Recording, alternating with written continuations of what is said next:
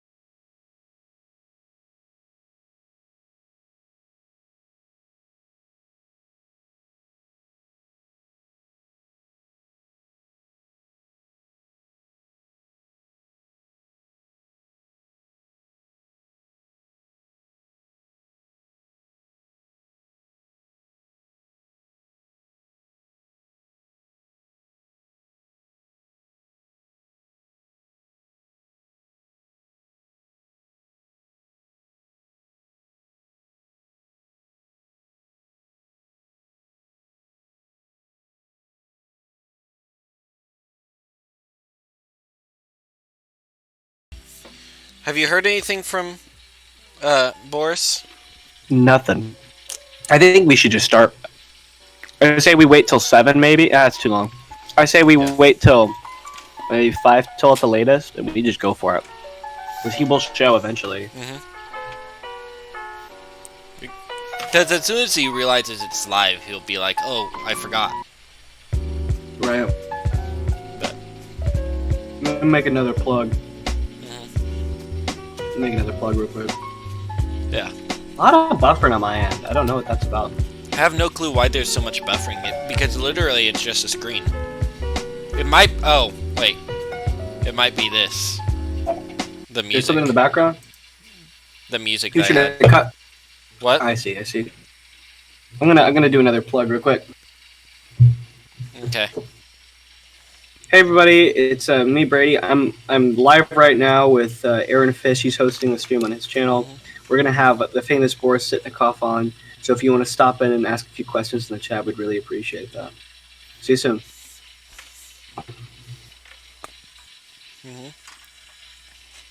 Yeah. Add swipe up link. I can't do it. Only has to be IGTV. I'll just put link in bio.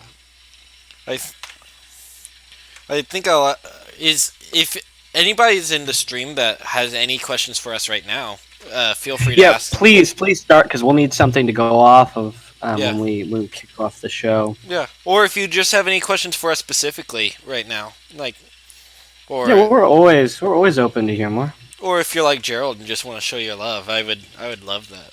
You know, really appreciate it. Please, please like, subscribe, hit the bell. Fish is gonna be pumping out some good stuff. Yeah, this next week is finals week, so I'm going to be pumping out a lot of stuff here recently. Because I'll do anything to avoid actually doing work. Doing work, you know? Like, why would I want to do any Why do I want to succeed? It's stupid. No one likes to succeed. Should we lay out some sponsors right now? Lay out some sponsors, the fake sponsors we have, like Mountain Dew Black Label, you know. Black Label, Label. I'll do an ad real quick. Yeah. You know, sometimes when I wake up in the morning and coffee's just not gonna kick it, I get some Mountain Dew Black Label. Does a lot of good for me. How about you? Do you get that? Oh, Really, if I want to feel like I'm stepping up in the world and just like a real professional, I get some Hmm. Mountain Dew Black Label. We need the Goes Mountain Dew Black Label. goes down smooth and just On makes. the other side of the spectrum, um, Arizona Tea is another sponsor we have. hmm Oh, Arizona tea. That stuff. Arizona Tea. That the especially the green tea with honey. The honey just makes any day better. It's my Arizona bread and tea. butter. Not hashtag not spawn because I don't want to get in legal trouble for that. But Yes, they're not our sponsors, but we really want them to be. So if Mhm, you know anybody in Arizona mhm. who loves tiny indie streams and wants to give both of us money, Yeah, I would appreciate that. I like hate when li- Minecraft. There's been this thing on Mac. Actually, I won't complain about it. Continue with your tirade. but yeah, literally, even if they give us like $5, I mean, at least I could say I'm sponsored by Arizona tea. You know? That's true. It's like when I was a kid in community theater, my director handed me a penny, and I was like, I'm a paid actor. I'm a professional. I'm a professional. Like one day he said, I want professionalism out of you. And I said, well, I'm not getting paid, so how am I professional? And he walked over and handed me a handful of coins, and he's like, now you're a professional. I said, I'm honored. Same. This it just bright. Thank you. We're at 5 people now. We're at That's 5 people. Should probably you probably should boot up the game. I'm about to get on the okay. server. This is a good time to I'm just booting up. get. I'm booting up the game. We'll see. Contact Boris So again. Just let Boris know that we have a 15-30 minute window that he can come on. I've been. What is with my mouse? I don't be dying. I sent him hmm multiple Snapchats, which is usually how I get a hold of him. Yeah. He opened one of them and not the other. hmm Shout out to my girlfriend who's not watching the stream, but she just sent me a snap in her concert dress, and she's adorable. Ooh. I don't know how to respond to that because she's your girlfriend, so I can't say anything about it. You can compliment her. You can compliment I her. mean, You I can say didn't she even looks see good. the You have picture. no idea. So You have she's no idea what she ugly. looks like. She's ugly, okay? How dare you? No, she's very sweet. She's very nice. And you're a lucky man, She Brady. she's one of my favorite people on the planet. I adore her. Yeah. She's free entertainment for me Mhm. because she's like my polar opposite. Mhm. But I know we have a lot of fun. Mhm. Minecraft is being so finicky today. It won't read my cursor as my cursor, so I'll click things and be like, "You're not clicking anything. What are you talking about?" So It's weird. so bizarre. Where everything else on my desktop reads it as a click, but Minecraft isn't. Java's like, nah. Nah, it's not real. Also, we got a new person on the server. That XX Dragon 9 King XX. I've seen him around. I think Yeah, a couple times when He I've been on. joined yesterday. I Hmm. because he joined and he was like, "Hey, I'm new here," and I was like, "Here, I'll show you around." And then he disappeared. I think you scared him off. Yeah, it's okay. I'm a scary guy. You got the game up yet on the stream? It doesn't. The stream doesn't yet. Oh, I thought it did. No, we got nothing. Um, Finally, Minecraft thing. I'm not seeing anything. that's weird. It should It hasn't switched. It just says starting stream. according to OBS, it's up. So it might What just about be taking a Streamlabs moment. though? Streamlab, yeah, it's Streamlabs OBS. It's not changing. It might. You even think that's true. I might have to switch over to the other OBS if it doesn't. Hold on. Go It ahead and click just switched. live on the other OBS and see if that. Okay, so it should switch over, and it will show you the gameplay. It will be like 20 seconds though, probably because of the server lag. I think it's longer than either of us want to accept. Well, I mean, like if you're watching on your phone browser, then it is 2.5 minutes. but we'll Yeah, see. yeah. I think it's fine. I think it's fine. It just took so long for it to catch up. Yeah. I'll give it. Oh yeah, it's caught up now. There we It go. just took so long. Okay, don't change anything then. I guess let's talk Yeah. about what we want to touch on with Boris if and when Yeah. he shows up. Yeah. If you guys know Boris, tell him that he's supposed to be live right now. He's supposed to be here. I'm tempted to march on up to his room and bang on the door like he did to me. Yeah. And for the Minecraft part of it, we're going to mostly just be mining today. Yep, do some digging. I just need a lot of mining. I think we lost all the people who came for Boris. We still have 5 people according to mine. So We have 3 according to me, one of them being me. one of them being me, I think. But yeah, Let's refresh if here. you guys know Boris, tell him that we miss him and he needs to come back. Yeah, did you enjoy working with him on the Raven? Was that an I interesting did. experience? It was interesting to say the least. He really got into the character. He really wanted to give us a bunch of like. It was interesting considering his role in the movie was basically non-existent. But He said acting was a good thing. Remember yeah, yesterday he brought that up. It's so that among interesting. other things. It's so interesting that he was so. You told me he was very physical and he was Oh very into yeah, the physicality of. He had a fight scene. I don't know if you guys have seen this. yeah. I If you think the haven't only seen other it, video what's is wrong on with you? Fish's channel. It's called The Raven. Yeah, It's really great. yeah. Great in an ironic way. He made it for a class, right? Yeah, I made it for a class, and And there's a lot of fun edits in there because they didn't end up getting enough material, so Fish had to improvise, and I kind of understand that pain with my show. So totally know where you're coming from. yeah.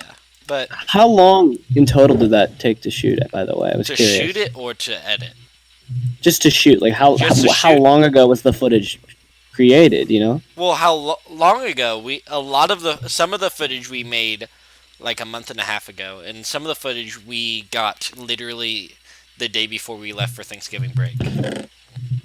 So like there really was no in between. That's funny to me because it's very hard to tell. Because I don't know, I guess it just outside looks so similar, and there was a lot of inside scenes. Found another wolf out here. I'm gonna grab him.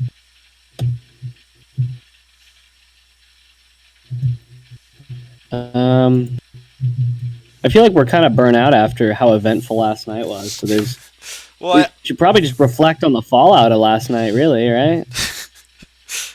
well, I mean, like we could talk about it. I I was really I was really hoping to pick Boris's brain today.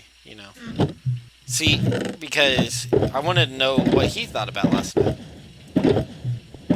and what he Still not thinks about the something more. movie. I think he's just scared of us now.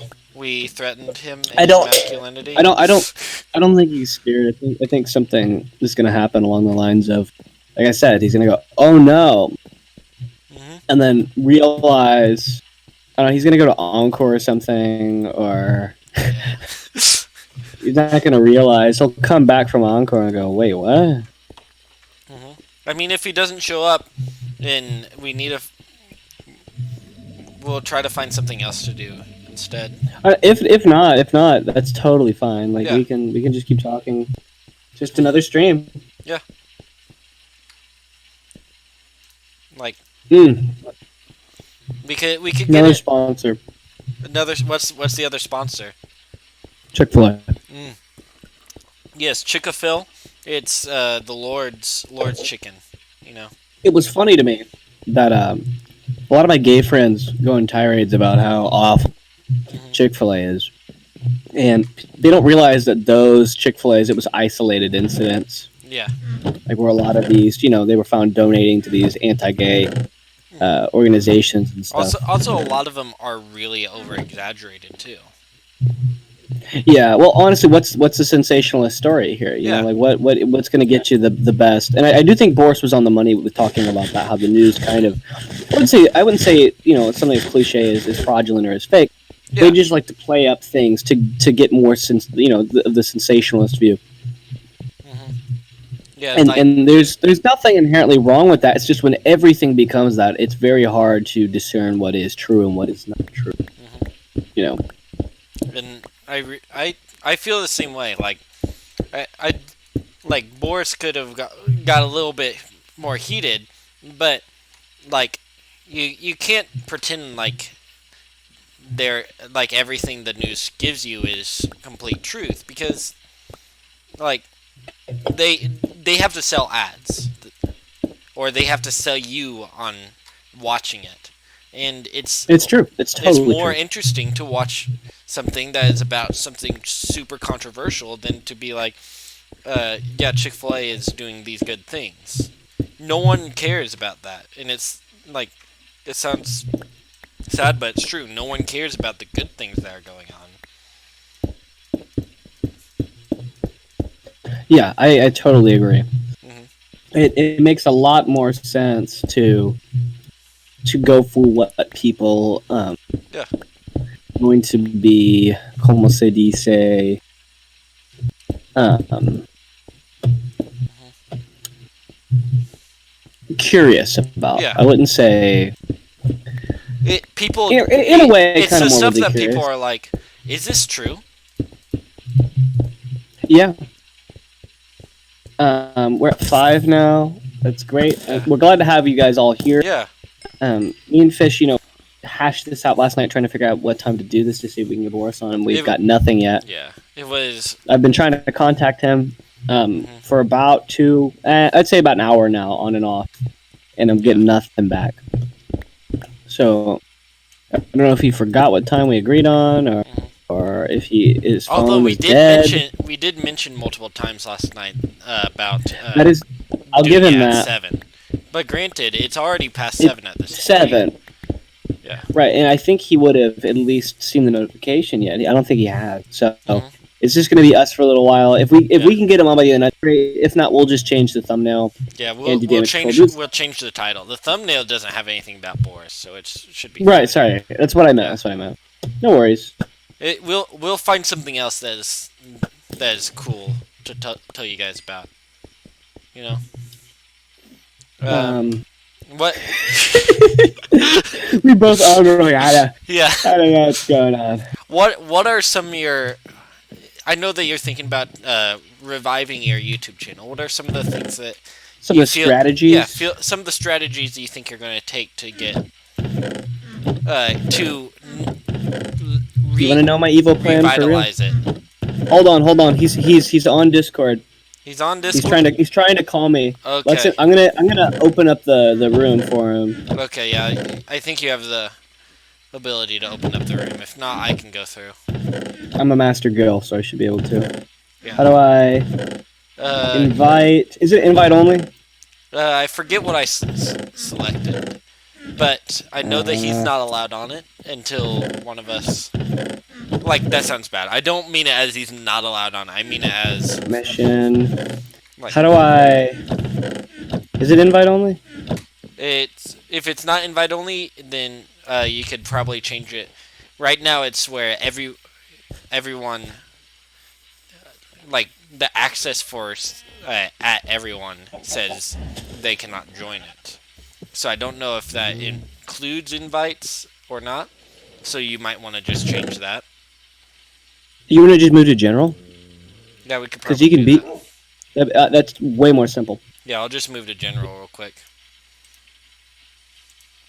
Yeah, there, and this one's open to him, so he can. Do you have torches, by the way?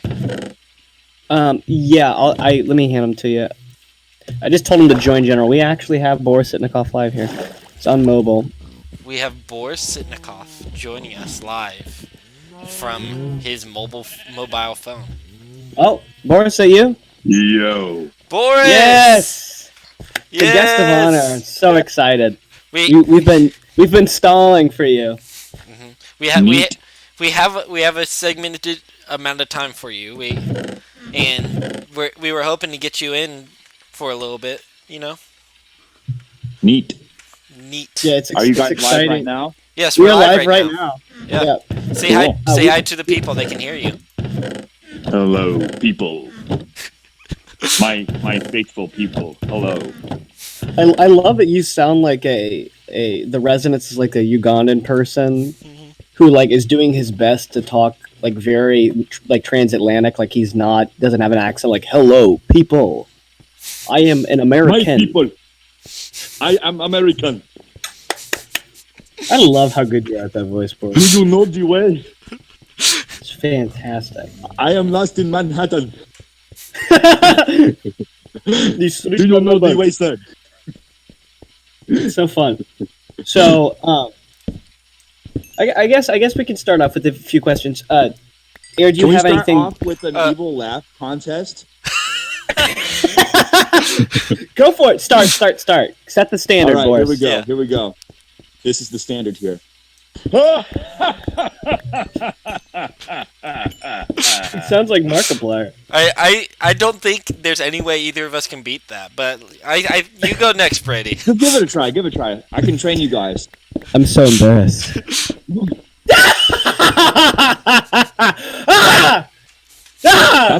Sounds like the Joker there a little bit. Teenage Joker. When I was a teenage Joker. No, it's just because I haven't gone through puberty yet. So Yeah. it's like right on that flip. I think he might be 75% there. Yeah. You mean? I think it's more about the energy that sells it. I don't think the resonance or the pitch, is all there. I just think it has to be the energy behind it. Well, also, if you the posture helps with the quality of the voice as well, and also relaxing. Crazy. Yeah, like if you like Morgan Freeman, one thing that he said that really helps his voice is that he yawns a lot. So like relaxing the voice back there too, like That makes sense. It lifts the soft palate up. Mm-hmm. And then like you basically like basically what I'm doing right now, I'm having I have my neck and my back all straight, and I have the soft palate raised, and it's kind of like yawning and stuff, very relaxed and very forward, Do that as well. Okay, wait. We found diamonds, guys. I literally mined probably 20 blocks, and I found diamonds already. It is a good day. It's always a good day. It's always a good day. Yeah. Boris, do you have any favorite voice artists or voice actors you go to or immediately can recognize their voice? Well, Anybody like that for you? Well, so like voice actors, I'm not like a connoisseur per se, but I mean like I don't know the names and stuff like that, but I definitely know what they sound like. Okay. So like basically like I mean you could tell Morgan Freeman off the bat, Yeah. And then there's that one dude that always goes like in a whirl. Yes. I watched a video about him on YouTube. It was super bizarre because his job is just to read trailers effectively because he doesn't really read for characters very often. And if he does, they're very intimidating and usually don't say a lot.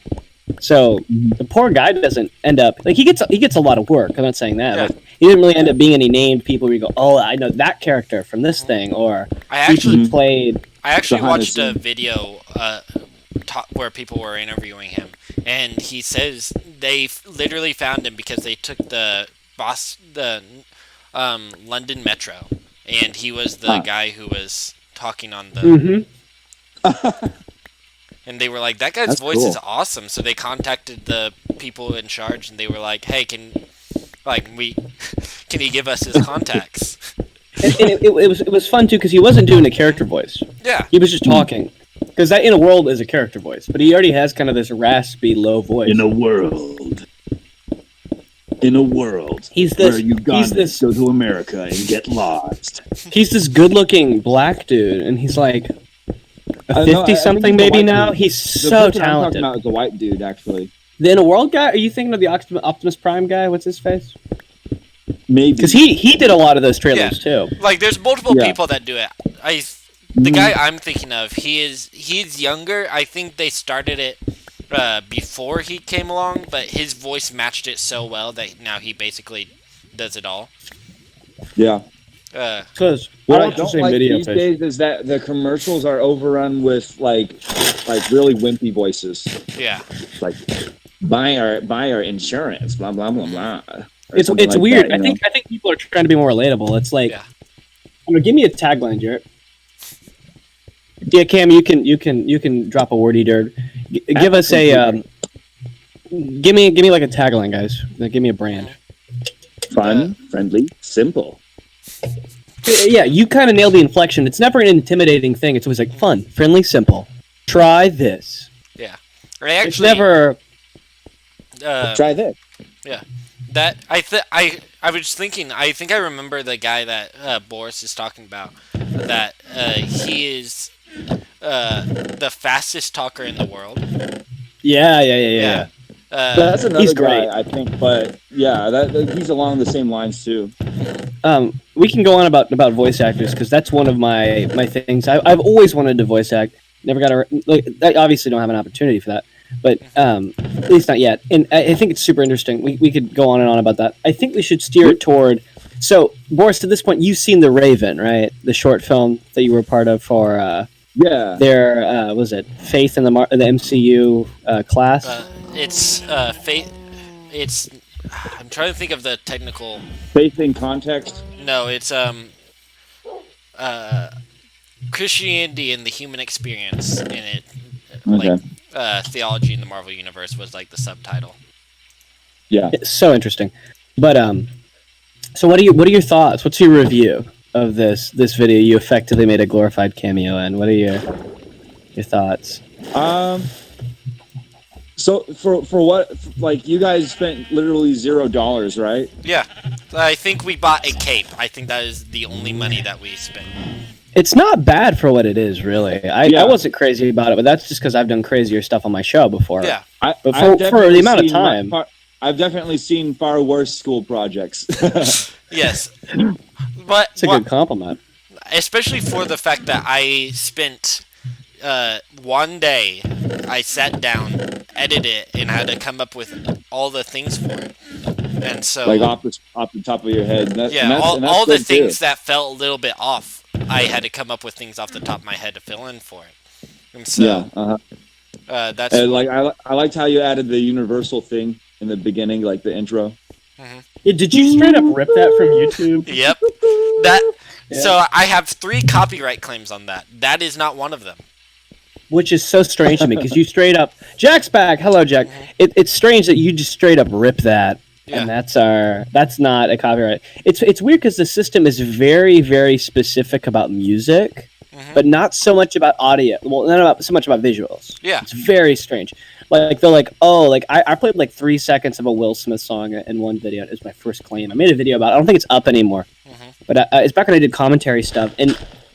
Like, I made such a big deal out of it because I'd never been copyright claimed before, but it was crazy. It was getting jiggy with it. Even if you try your best to avoid it, there's always, like, people out there that are just going to get another copied claim on you. So my thing is I just don't worry about it. Yeah. Like, whatever it happens, so be it. I didn't worry about it, especially since the ones that they got me for were the Star Wars theme, the Get Your Head in the Game from High School Musical, and the Avengers theme. So 3 things that are super obviously copyrighted. So I didn't care that much. The bad thing is too with YouTube is all this stuff should be fair use. You're not claiming that you wrote these songs and these are your songs, you know. And it's not that the people who made them shouldn't be credited. Yeah. But you're not saying these are your pieces. And the monetization system as well is like. Even if you make money off of it, they should just change the system to where they just give a percentage to whoever owns the intellectual property there. Yeah. That would make way more sense than claiming it and then taking all of it. Claiming the whole video, you should get the percentage of the video that your stuff is in. When you get the yellow monetization thing, I think you get it all. You get almost all of it cut off. You get a percentage, and the company continues to get revenue from it. So. Yeah. We're at 6 people now. This is great. Another thing about the Raven movie, I think the main character could have probably been more invested in her character. There were a couple problems with stuff like that. The biggest problem was the fact that none of us were actors, so we weren't able to give our all, because that is not what we're going to school for. None of us were really theater majors, so it was harder for us to get into character. But also, frankly, I understand that. I'm just saying that, just from a technical theatrical standpoint, if one were to look at it from a totally independent of any context and stuff like that. Yeah, and that's kind of how I felt like I probably could have done better, but also we only had 3 filming days, and we had 2 hours every day that we filmed. So that was very pushed for time for that. So with what we had, I felt like we did pretty good. Honestly, I do think you did a good job with the resources at hand here. Yeah, definitely. I was just basically mentioning certain things that could be maybe thought about for future projects. Yeah. You got the bullet list for him? Because a lot of these would have a bulleted list. Because for me, if I were with him, a lot of these would be avoided. But the thing is not everyone's going to want to comply to the same rules. If you're let's do shot reverse shot. Well, what if you're not in the room when they film it? Or let's do another take of that. That sounded weird. Or I don't think the audio is good in here. Let's go somewhere else. Yeah, that wasn't really a thing. The audio was my biggest problem with it. Was the fact that, especially the scenes that we filmed in Mocha Joe's, the audio was so bad because there were everybody in the room talking, so we couldn't really understand what everybody was saying. It was kind of a one and done situation, was how you described it. Yeah, usually people have separate microphones and on the scene and stuff. And we talked about that, but also at the same time, we had literally no budget, so we couldn't. Yeah. Mm-hmm. If we didn't already have the microphones, we couldn't do it. So those were all filmed on iPhones. And for future reference, if you happen to have anything similar to that project, you can actually ask people who work in the studio in Orange House in the music building, and they might be able to hook you up with some microphones. That would be really helpful, because when I want to start doing some more man on the street stuff for the Brady Day Show, and I would love to have a boom or a lapel or something on my person, so that nothing is missed. Because every time I filmed out in public, it's just man, you really can't. It gets swallowed with all the craziness. Jack, the castle is great. We didn't probably get any further than we did yesterday, but the walls are up. We can confirm that. I can go show us the castle real quick. The reason I'm mining right now is because I literally ran out of stone. So I just need to get a lot of mining. Yeah, I'm tearing down the tower in the middle of town right now. Good, because I had an idea, but it would just take so much work. I'm thinking instead I'm going to build an Eiffel Tower in that spot. Let's just build a big old penis or something. Let's be mature. We have Jack in the stream right now. You can't be saying those naughty words. Let's just build a big old finger. Big old middle finger. I don't know what to put there, because it's kind of the situation of the two towers are really cool. Not gonna lie to you, but we just didn't think of anything to do with them. I had ideas to do with them, but I just did not have the drive to put in that kind of effort. Right. I'm tempted to burn the big one down. I'm just too lazy. Well, there's no fire spread. This is great. I forget what I did here. Yeah, you ever heard of artificial intelligence, right? Yeah. AI, baby. Yeah, there's a movie about it. So basically, there's this website now where you could enter a prompt, and then AI writes a story from that prompt. I've heard of that. I've seen a few videos of that. It's pretty fun. StoryaI.botsociety.io. Can you send that link in the Discord real quick? Because I would love to do that for a stream where I put some stipulations in and then maybe read the script with people. That'd be a real fun thing. I actually have a story pulled up that I could read in my voice. Ooh, that would be We can have a short one. If it's short, then it will. Yeah, if it's short, you could read a section of it just so they can get a vibe of what this is like. Because we don't want to dominate the show with just this one script. No. As much fun as that is, though. It's only like a couple paragraphs. That's it. Oh, okay. It's like very short stories. Go for it. Yeah. Yeah. So this one's called "I Fell on the Ground and My Friends Started Yelling for Paramedics to Come." At first, a human said, "On a hot summer day, I broke my skate and I fell on the ground." Then the AI continued writing this, and it goes like this. "I tried to get up on all fours, but it was almost impossible. I thought I died. I was lucky. I had a few minutes before an ambulance showed up." According to the story, his friends started to panic and began yelling for the paramedics to come. The ambulance rolled into its side and the victim fell face first into the sidewalk. After 3 stops, emergency workers arrived on the scene and began operating on the victim until he was revived by the paramedics. The man's name was not publicly released as reports on its impact on his family are not public. According to his doctor, doctors are hoping the incident will spur more awareness about the proper way to skateboard safely. I don't think we're going to stream tomorrow, Jack. No, but there will be a stream on my channel tonight later. Yeah, we're not. I'm busy all day tomorrow, so I will not have time. And also, like, streaming 3 days in a row, unless we can keep that up, I don't want to. No, I don't think. I was expecting the story to like be random and stuff, but it actually fit in pretty well. It's a cohesive story. It doesn't make sense, but it's still. It's not necessarily good in any way either, but it does at least make sense. I'll give the robot that. That's such a fun idea, Boris. I was wanting it to be random though. Me too.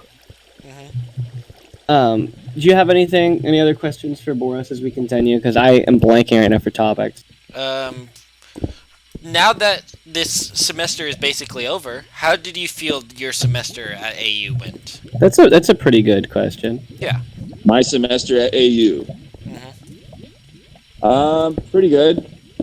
It was a nice break from the music department. I assume you were out of the music building pretty often then. You were doing more gen ed stuff, is that right? Yeah, business building. Sorry, I fell in lava.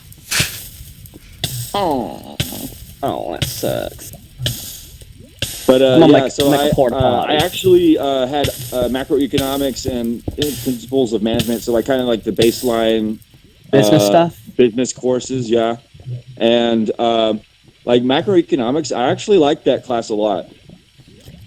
Economics was something when I took econ in high school, I didn't think I would enjoy it, but I actually did to some extent. It's something I think, at least with when a lot of people are forced to take it, that is kind of underrated. I don't think it's as bad as people give it credit for.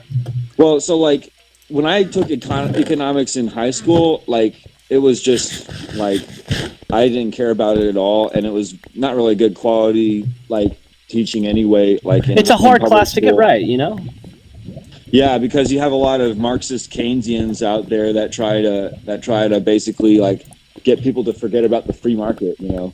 Right, and that's kind of the crux of, at least when in the States when we teach econ, that's kind of the crux is talking about a free market and capitalism, you know, and how systems work within capitalism. So it kind of defeats the purpose, you know. Yeah. A lot of educational the educational, you know, systems and stuff like that, and also the schools that teach teachers and stuff.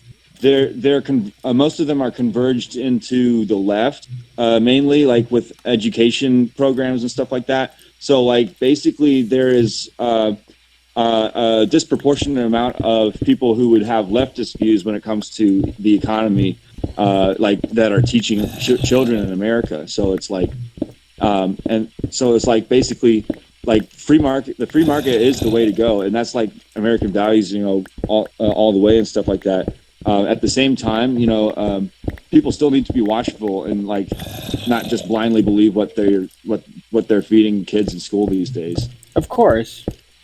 Yeah. So you're telling me you've enjoyed all these business courses? Has anything come up as difficult? Because I know you music business, so that kind of makes sense. You're doing the business side now. You've done music for a hot minute. Not really. Okay, Not difficult. That's fair. Good. But like maybe like still struggling with some procrastination and stuff. But I've figured out. My favorite class is I still procrastinate. I show up to class and I'm like, I love this class. I just didn't want to do a bunch of work. Yep. Yeah. That's kind of how I was with my speech course. I really enjoyed. Jack, we talked about this last time. You change your profile picture to an avatar, and we'll put the avatar in the profile. We just don't want to show your face to everybody. Yes, I will. One of the streams, since we're going to be streaming a couple times next week too, we'll try to put like this one's for Jack in the title or something like that. You know? Yeah. But yeah, that's a good idea. Mm-hmm. I'm making a porta pot at the moment. I noticed it was on our list of things. I forgot about that. So I'm trying to come up with a game plan for how this thing's gonna look. Yeah, you're pretty good at building those smaller builds. I'm very good at tiny builds. I'm trying to figure out how I'm gonna make this look because I think I'm gonna use slabs. You don't know how to change your avatar? Poopy butts. You're putting us in a hard position, my friend. Mm-hmm. I will at least put like this one's for Jack. You know? Yeah, we can do something like that. Boris, do you have any questions for us? I know you're the guest. Mm-hmm. I'm just trying to keep the conversation rolling here. Anything? Anything up there that? Any burning questions as I make it porta pot? If you don't, that's fine. I can dig into the subject thing real quick. We could probably talk about how our semesters went so far. I guess that's fair. Yeah. Yeah. Since we asked Boris, like it's only fair for us to answer too. Yeah, you identity thieves. Why can't I get my personal information on the internet, man? You gotta put skin in the game too. Fine. Can you first real quick just put your social security in the chat real quick? I'd love that. Can you give mother's maiden name? Make sure you mother's maiden name. What was your childhood pet's name again? Thank you. Okay. But it's very back out of the way, CIA. I can go ahead and answer for me how this semester went for me. I felt like this semester was by far my favorite semester so far. Like, I really had a rough time last year. I think it was because everything was so new to me, and but I feel like this semester I felt like I was getting my place. My classes were so much fun. Like, we've talked about it. I posted the video, but I had a class on the Marvel Universe. And, like, literally we were able to watch Marvel movies and just talk about superheroes all day long. Well, it's a pretty good deal. All of class. And, like, I felt like I learned stuff, too. It wasn't just, like, show up and, like, we read comics. It was show up, we read comics, but then we talk about what the comics mean. What they're trying to say. Yeah. Especially in a spiritual sense with some of these, right? It was in a spiritual sense where we were talking about, like, yes, these things are not the Bible, but that doesn't... Most literature and stories that we read are in some way influenced by the Bible, and what kind of, narratives can we get from this? What kind of, philosophical ideas can we pull from the theology of the Marvel Universe? Yes, what's going on? So basically, it's like a class where you put your Jesus goggles on. Yeah. Yes, that's exactly right on the money for what that would be. Yeah, you put your Jesus goggles on, you see what's going on. Mm-hmm. And it was really fun, especially to dig into some of the characters that I don't normally like. Like, I wasn't a big fan of the Captain Marvel movie, but reading the Captain Marvel comics and really understanding... Sorry, Morgie. Apologizing to Morgie, I sent her the link. Yeah, I mean, he's here, but he's not. Like, yesterday, he came into my room. He was so eager to be on the show, so he's on now. But yes, so the whole reading into how broken Captain Marvel was, the kind of stuff she went through as a child, and why she is a superhero and stuff like that. Really seeing how, like, spoiler alert, it's not in the movie, but it's in the comics. So if you wanted to read the comics, spoiler alert. But her dad was abusive to her brothers, which is an interesting switch, because normally it's, oh, your parents were abusive to you, so that's why you're a superhero. But no, she watched as her dad abused her brothers, and she wanted desperately to do something about it. But since she was younger than them and she was a girl and all this stuff, not saying that girls aren't strong, but she was a little girl and her dad was a grown man. So it was interesting to see that aspect, because it's not one that we normally get in superheroes. But that, and like reading into Black Panther's comics, I like Black Panther in the comics and stuff like that, and I think he's an interesting character. But really, we read a panel where it was this boy who was deathly ill. He decided to forego medical treatment so he could meet the Black Panther, and he was like, I just want to be strong like you. And Black Panther was like, God makes us all strong in our own ways and gives us the ability to do these things. Like, it's a comic book, something you wouldn't expect to hear that kind of stuff from, but you still do. It's such an interesting idea for a class. I'm glad the school was able to go in on something like that and make it very valuable for the people who run. Well, me, I'll probably have the weirdest course track at all y'all's, but I'm a music theatre major, so my semester has been ups and downs and ups and downs and ups and downs and ups and downs and up. Yeah. And then some. It's just kind of the natural design of the course material. Honestly, yeah. It's kind of the natural design of the course material. There's just a lot of things to drive you crazy. Get more intense after you graduate and like go into the musical theater world, so to speak. I guess it's debatable. Ups and downs wise. Yeah, it really depends on you, because you kind of become callous to some of that stuff. Like eventually, I'm still bad at it, but with auditioning, you kind of just shut your brain off and go like, okay, I'm just going to perform for them. If they don't like it, they don't like it. You know, if they don't want me for the job, they don't want me. But I'm still going to put my best foot forward, you know, and put on a good show. They're effectively getting a free show.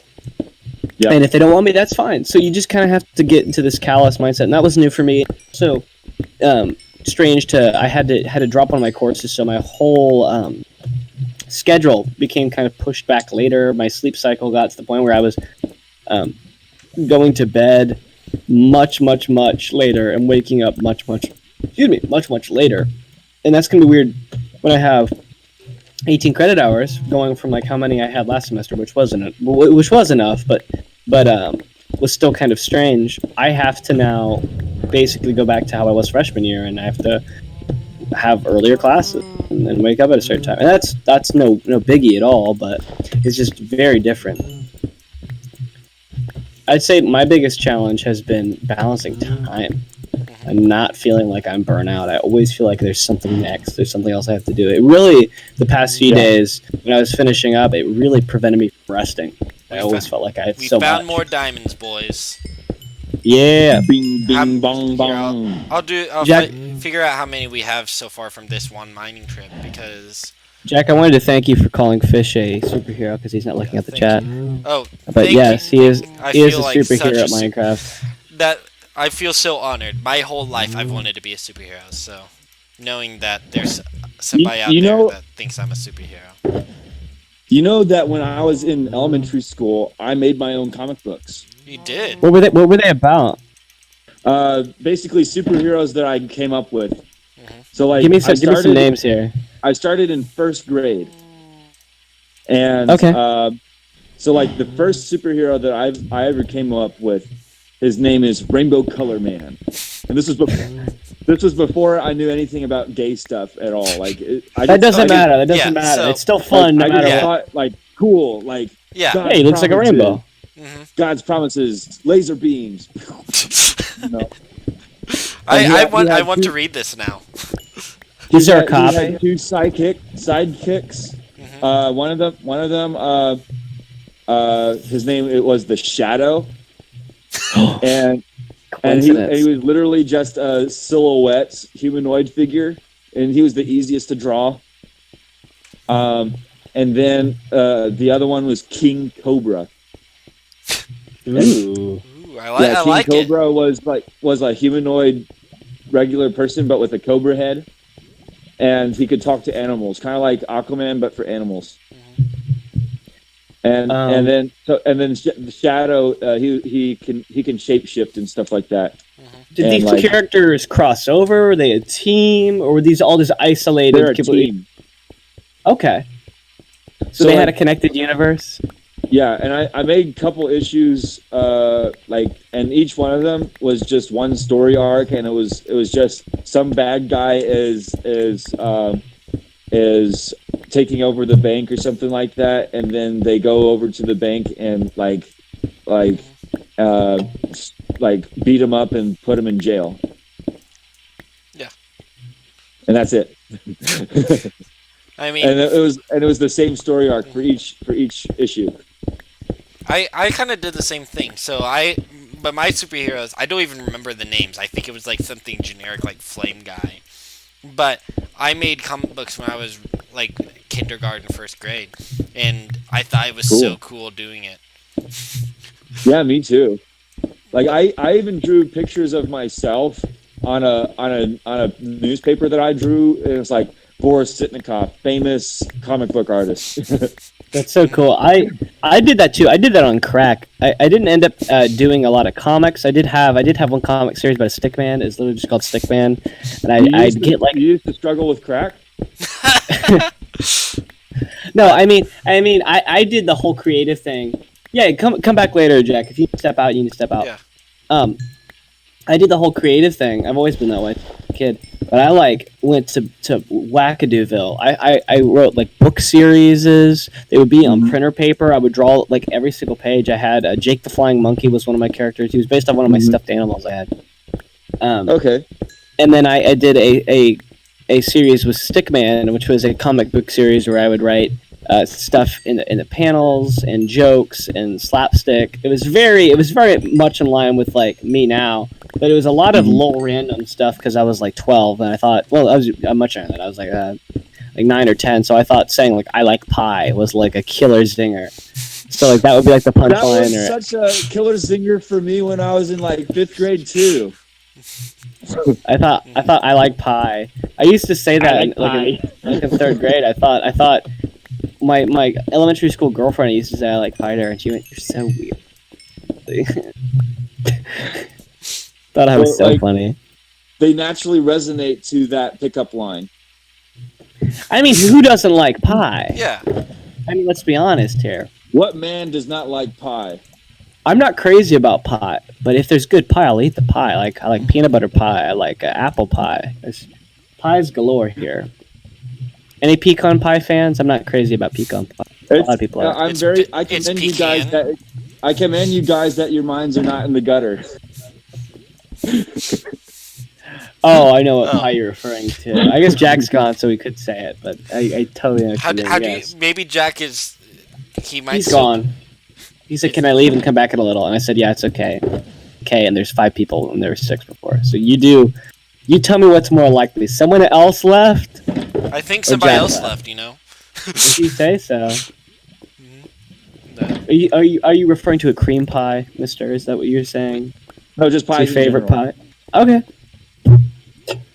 Like as a general term for what the girls theme of have. Persuasion. Yeah. Okay, pie. I've never heard that. Fish, have you? Well, I mean, where would the word? My virgin ears and eyes have not heard or seen anything like that. That's interesting. Did you guys ever get in that trap where like someone would come up to you and go like, "Do you like mashed potatoes or French fries?" And if you said French fries, that meant you were gay because you liked wee-wee because it's straight like a stick. And if you said mashed potatoes, it means a girl. Those MK Ultra agents infiltrating children's communities and traumatizing them for real, you know. Like It's a big social experiment, like nationwide. It's an ongoing experiment. Do you guys remember anything else like older kids would tell you or like dare you to do that were just completely and utterly stupid? I remember. Do you want $1.50? What does that mean? Do you remember that? $1.50. I don't. Do you want $1.50? $1.50 is basically, like the male parts. Because it's two quarters and $1. I like that. Mm-hmm. I remember that it was $1.50. Something like would you tickle my pickle for a nickel? That kind of stuff. I remember would you pickle having a stroke. Would you tickle my pickle for a nickel? I remember that stuff too. Say that 10 times fast. Could you tickle my pickle for a nickel? Could you tickle my pickle for a nickel? Could you tickle my pickle for a nickel? Could you tickle my pickle for a nickel? Stop! The space-time continuum's gonna collapse! Show me your inward pass.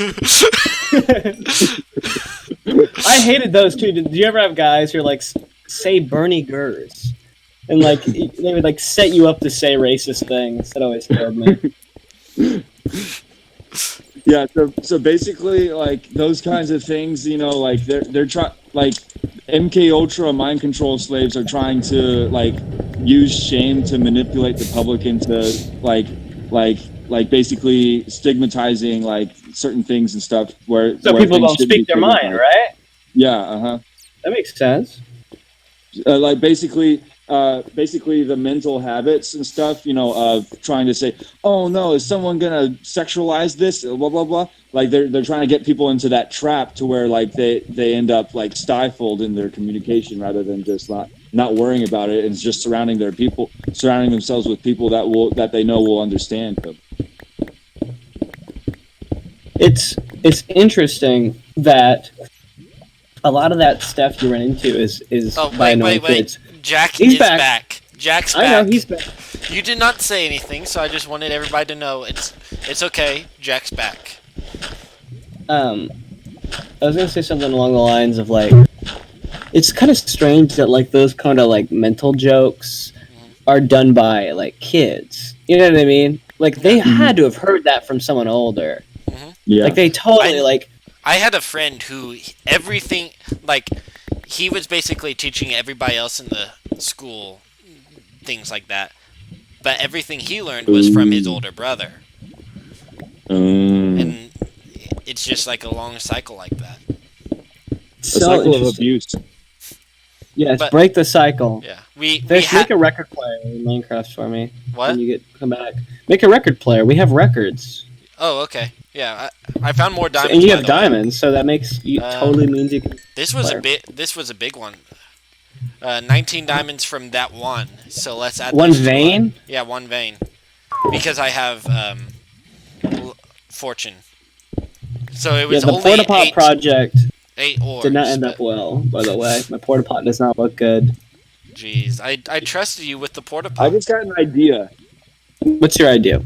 So for Minecraft, I think it'd be really cool to be able to craft a mic, like a microphone, to where like you can record the surrounding environment, and then put that in a record, and then have that record play on repeat. That would be pretty so you could like record like tons of pig sounds, and then like hide the record player into someone's house, or record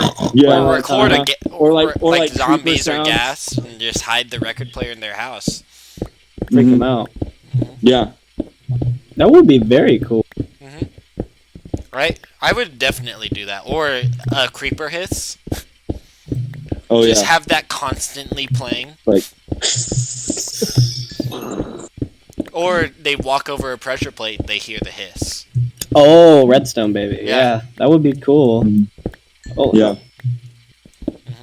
But have you guys played with pistons a lot? I have a little bit. Actually, Fish is the redstone guy. Yeah, I enjoy building things with redstone quite a bit. I'm thinking about building more things with them.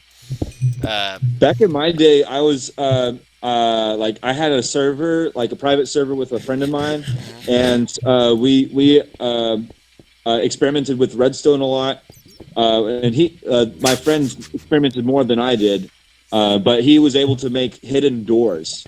Yeah, those are really cool. I can do that. I built piston doors here. I'll show it on the stream here. You did what in your door? You're starting to sound like Boris now. No, that's a reference to Cars. Yeah. It's the cup. He did what in his cup?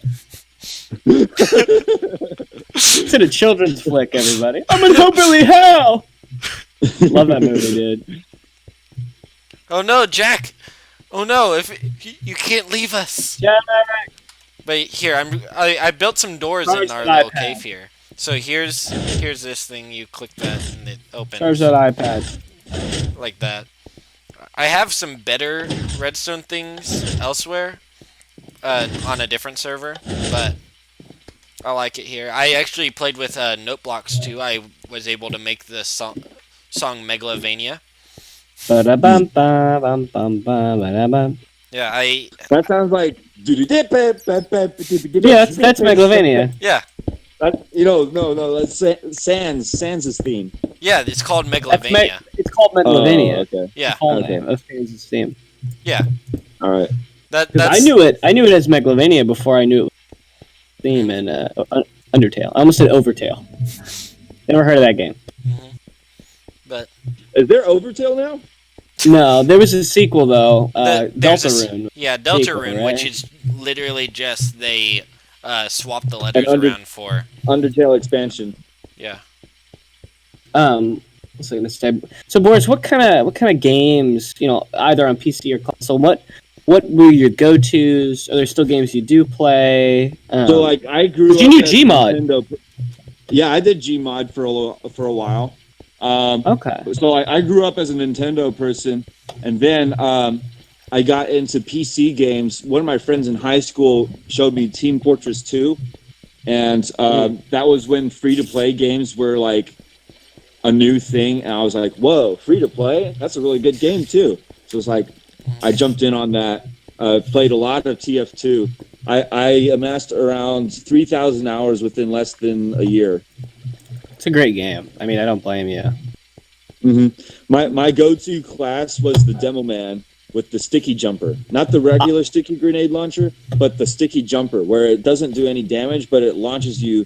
So it launches you without doing any damage and stuff. So it's like, what I did was I had there's a melee weapon called the Pain Train, and that allows you to capture points twice as fast, just like a scout. So what I did was I was a Demo Man, and I had the sticky jumper and the Pain Train with the regular grenade launcher, and like I basically like was faster than a scout, and I was way more explosive and more of a threat than a scout and stuff like that. I was I mained as a scout usually, or a pyro. I like scout and pyro a lot. I would be your mortal enemy then. That's so fun though that you found a way to be speedy. I loved scout just because of the idea of just being able to zoom around and blast people upside the head with a shotgun before they even notice. It's funny to me. I wasn't a big fan of his melee. I did think I got an alternate version of it eventually, but it wasn't much better. I could hit baseballs at people. Yeah, that was good. Like, you incapacitate them for like a couple seconds. Have you tried any of the older TF2 games, like TF2 Team Fortress Classic? I never played Team Fortress Classic. I haven't played a lot of the old Valve, very old Valve stuff. Like, I haven't played the original Half-Life. I played some of Half-Life 2. I don't own it, but I played it with friends. I think you should at least play through it, at least Half-Life 1 at least once, so you know where it all comes from. There was a movement to make it in HD or like in the new Valve engine. Yeah, Black Mesa. Yeah, Black Mesa, the Black Mesa game. I think I did start it at some point. I enjoyed what I played. I didn't get up to the part where he opens the whole dimensional portal-y thingy where the aliens come through. Yeah, we're still working on that area for Black Mesa, but I would say that you should get the original Half-Life game because also you can download Half-Life 1 mods as well. and there's still like a pretty prevalent modding community for Half-Life 1.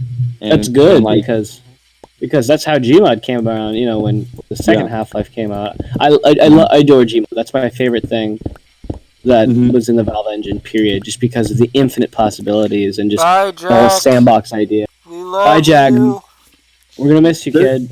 There's some really crazy Half-Life 1 mods too. Like, there's this one where it's like a total parody of the original Half-Life game, and it's basically like if you were to play Half-Life 1 YouTube poop version. That's hilarious. Yeah, for real. You saw? Yeah. I think you saw the announcement about that new VR game that's coming out as we play with Alex. I don't like the idea of playing as a female lead character in that context with VR. I think it's an ambitious game. It's bizarre to me that it's a full length thing. Don't get me wrong. Yeah. It's a full length game where you play as VR. You know, that's kind of strange to me. That attracted me more than the fact it plays Alex. I could care less what. I know, and that's definitely like I'm not ignoring that. Like, that's definitely really cool. But me personally, I like in a VR immersive experience, I do not want to play as a woman. That goes against my content. Yeah, but would you want to would you rather it be like open, like you make your own avatar so you can play as a male, or just have the lead character be male, or maybe even like kind of non-gender, just kind of like a robot? Not a non-gender either, but like people couldn't have the choice potentially. But I mean, it takes away from your immersive experience whenever you. Well, yeah, I could buy that. Well, if the character's Alex, though, I mean, like, it's better to not just make a male version, but I would definitely play a modded version to where you're playing as Gordon Freeman instead, or something like that. Or maybe the original game or even the second game, you know, in VR would be interesting too. Mm-hmm. Like there's actually a modding community, a series of a group of Half-Life fans that are getting together and actually making Half-Life 3 on their own. It's called Project Borealis. Yes, because the ship. Mm-hmm. Borealis, yeah. Which that ship is actually in the Portal 2. You get to see that ship.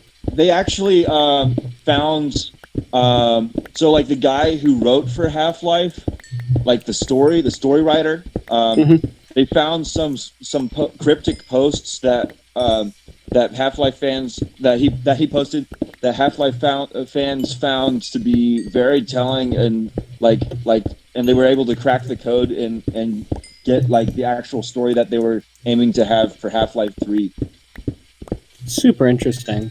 I hate that Valve can never finish a series that's 1-2, 1-2, 1-2. Yeah, one of my favorite games growing up was Left 4 Dead. I love Left 4 Dead 2 and Left 4 Dead. It's just a fun game. Left 4 Dead started out as a Counter-Strike mod. Mm-hmm. Yeah. A lot of stuff came from Counter-Strike.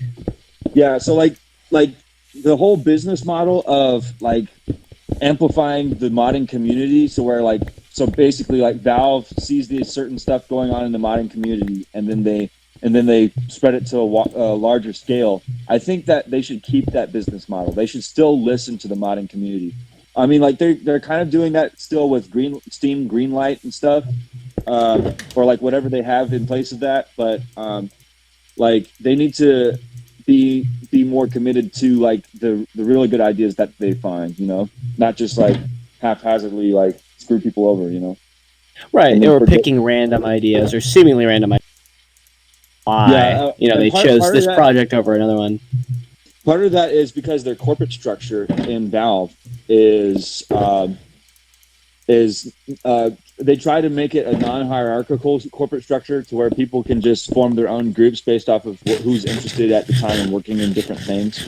So like that's why there's been a lot of like there's not really been much from Half-Life other than just recently, because like you had to find like a dedicated team, you know, to people want to be in it the entire time. Yeah. Mm-hmm. Did you listen to the song I sent you yesterday from my YouTube channel, or did you not? The one with the ukulele?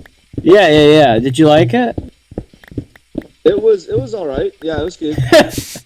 Kind of cute. I wanted the kind of cute compliment. Yeah, I started this kick last year where I started writing these comedy songs, and Tragedy was the first one. And then we ended with the one that we wrote together. Yeah, that was called Quirky Girl. Yeah, Quirky. I still love the concept of it. And I'm not like other girls. Not a girl like me. And we spent an hour on the I'm not like other subreddit for so long looking at posts going, oh, well, what about this quirky girl archetype? Or what about this quirky girl archetype? It was our literal last night together, and we didn't want to go out. Screw going out. We're writing a song. Yeah. And so you were like, nothing is more fun than writing a song with another person. And so we were like, well, let's do it. I think it was more too about like, well, you helped me out a lot with well, I guess just that song, if I remember right. No, I remember. For me, it was morely like I gave you tips. Like you were like, I'm stuck on this, and I'd be like, well. Oh yeah. I saw it almost as like I owe you. It's like, well, you've helped me out, in little ways. Let's actually go in on it. Let's not make this a coincidence. Let's, let's actually go ham with these, and they were really fun. Those songs are much better live. By the way, Boris, because I kind of alter them every time. But at the end of the year, I went to an open mic. They used to have open mics at Mancino's in town. They don't do them anymore. And you brought the house down with it? They adored it. It was great. It was so much fun. There's a there's a Facebook live stream of it that still exists, like a tape. Okay. And they really. It's on my sister's Facebook. You might have to first because I've been trying to download it, and if it's on a person's private account, you can't download the tape. It sucks. But it was great. It was a lot of fun.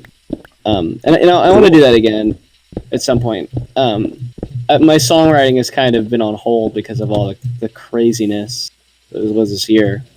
Hasn't stopped me from writing a few stand-up things. It's funny because I bought a notebook specifically for writing stand-up bits, and it's just become full of random stuff that I'm like, why did I write this? And to-do lists. Well, that's how stand-up material comes to people in the first place, Right. And Ben told me yesterday. Ben Elliott's my roommate. He goes, look, you'll get it. You'll get the missing piece of all this stuff eventually. You just have all these random puzzle pieces, and you haven't really put them together yet, Because I told him I was talking about one bit, and I said it doesn't go anywhere. I need to find where it's going. He goes, you'll find it. And I'd never had someone encourage me about something like that, so it really made me excited to continue with that stuff. Yeah. What was I gonna say? Fish, you got anything? I'm gonna check the subjects thing again. My brain keeps blanking every time I stop talking. It just restarts. Yeah, I'm trying to think of little things that we can. Was there anything we talked about before, like pre-show, that we wanted to? We kind of. You ever heard of the? Sorry. We kind of hit most things we talked about pre-show. I'm trying to think of. Here's an open-ended question. Boris, what movies do you like the most? Oh, I actually would be curious about. I absolutely hate everything that comes out these days. Okay, so that's a fair thing. Yeah, and also, I absolutely hate every single Disney movie. Okay. Except ever the only Disney movie that I don't hate. But I mean, like, it's passable, but I'm neutral on it, is Tarzan, but that's it. Is that because of the Phil Collins influence, or do you just have a soft spot? Yeah, Phil Collins influence. And also, the animation's not that bad. It's cool, too, because that was right at the height of when combining hand-drawn and computer. Yeah. So a lot of the tree stuff and environments were done, especially, like, when he's sliding around on them and stuff, were done in a computer. Then they did Tarzan's movements by hand. Yeah, super cool process, and that technology was pioneered, and people still do that stuff nowadays. I don't know if you've ever watched like Invader Zim or Futurama, but they have combined CG and hand drawn in a really natural way. So without Tarzan, that would be a thing. So the movies that I actually like to watch are movies that have an interesting, that have a unique premise or are very immersive. Like Kubrick movies are really good. I could see that. Even though some of the movies like 2001 A Space Odyssey I think is a really great movie, wonderful cinematics and stuff, but big picture idea of it, like I don't like it because it's like obviously pushing evolution propaganda and stuff. Right. Does it bother you also that it's kind of an experiential movie? Like it's not really like a. There is a story, but it's not. It's more of an experience because of the atmosphere. That doesn't bother me at all. As a matter of fact, that's one of the reasons why I like it. You like the experiential fact about it, like that feeling. There's some directors that I know that can make that work, and I knew Kubrick would be smart enough to do that. I haven't gotten around to watching it. I know the movie's super iconic. Another movie that I really like is Koyana Scotzi. I've never heard of this film. It's basically like a movie without any characters or dialogue. It's all music to footage of the world. So interesting. Mm-hmm. So what did you... Sorry, go ahead. No, who's it written by? I'll ask after. The music was written by minimalist composer Philip Glass. I'm sorry. I'm not a big fan of Glass, but I mean, if the movie's good, the movie's good. Yeah, I mean, he makes it fit. The Glass makes it fit in the movie. I was gonna ask. I'm not a fan of Glass either. It just comes off as very repetitive and drab to me. A lot of his stuff. It's just like. Well, yeah, I mean that's minimalism for you.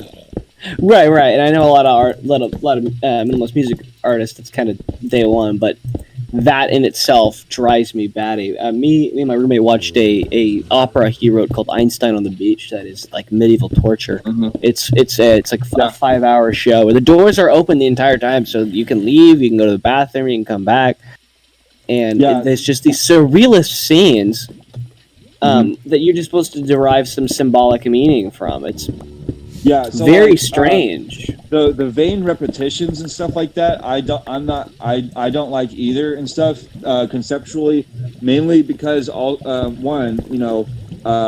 like Jesus said to not pray in vain repetitions like the pagans, so it's kind of like but another thing is actually the vain repetitions that you'd hear in minimalism and also a lot of pop music comes from the results of certain mind control experiments that were brought out by funded by the CIA in the 50s and the 60s. So like MK Ultra stuff, like you said earlier, right? Yeah. So as a matter of fact, it was MK Ultra like at that time. So like there's this one crazy Canadian psychologist that had this mental institution. And he literally experimented on human beings in such inhumane ways, like shock therapy, extreme shock therapy. And one of the things he did was called psychic driving, where basically he forces his patients to stay locked in a dark room with tapes, with repeating tapes, like looping over and over and over again for days on end. What was the intended effect, or was it? I don't know. It was to basically break the mind of the subject and to be subservient, totally right?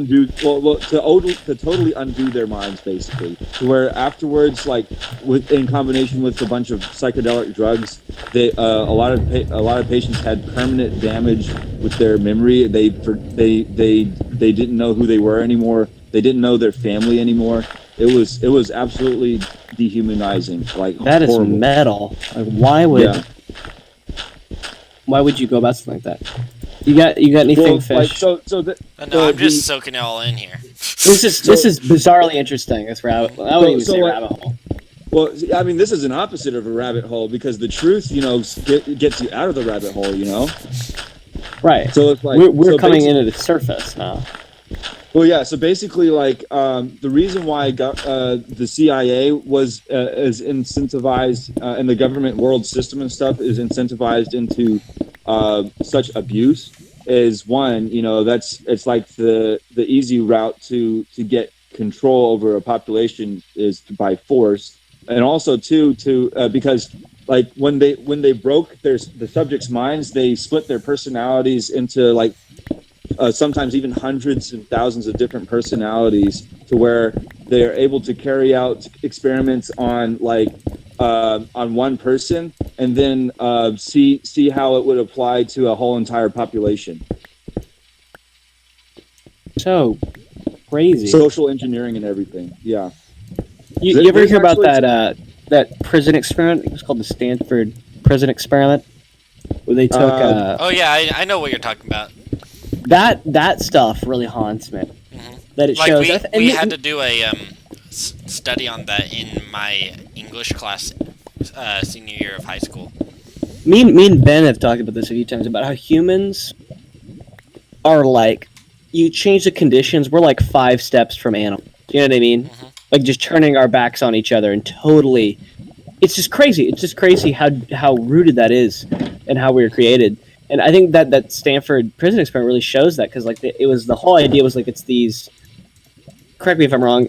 Just normal people, and they're put into a prison, and they're given roles to you're either a prisoner or a warden, and eventually this hierarchy started abusing and acting like they were better than the prisoners, even though in the outside world they were all.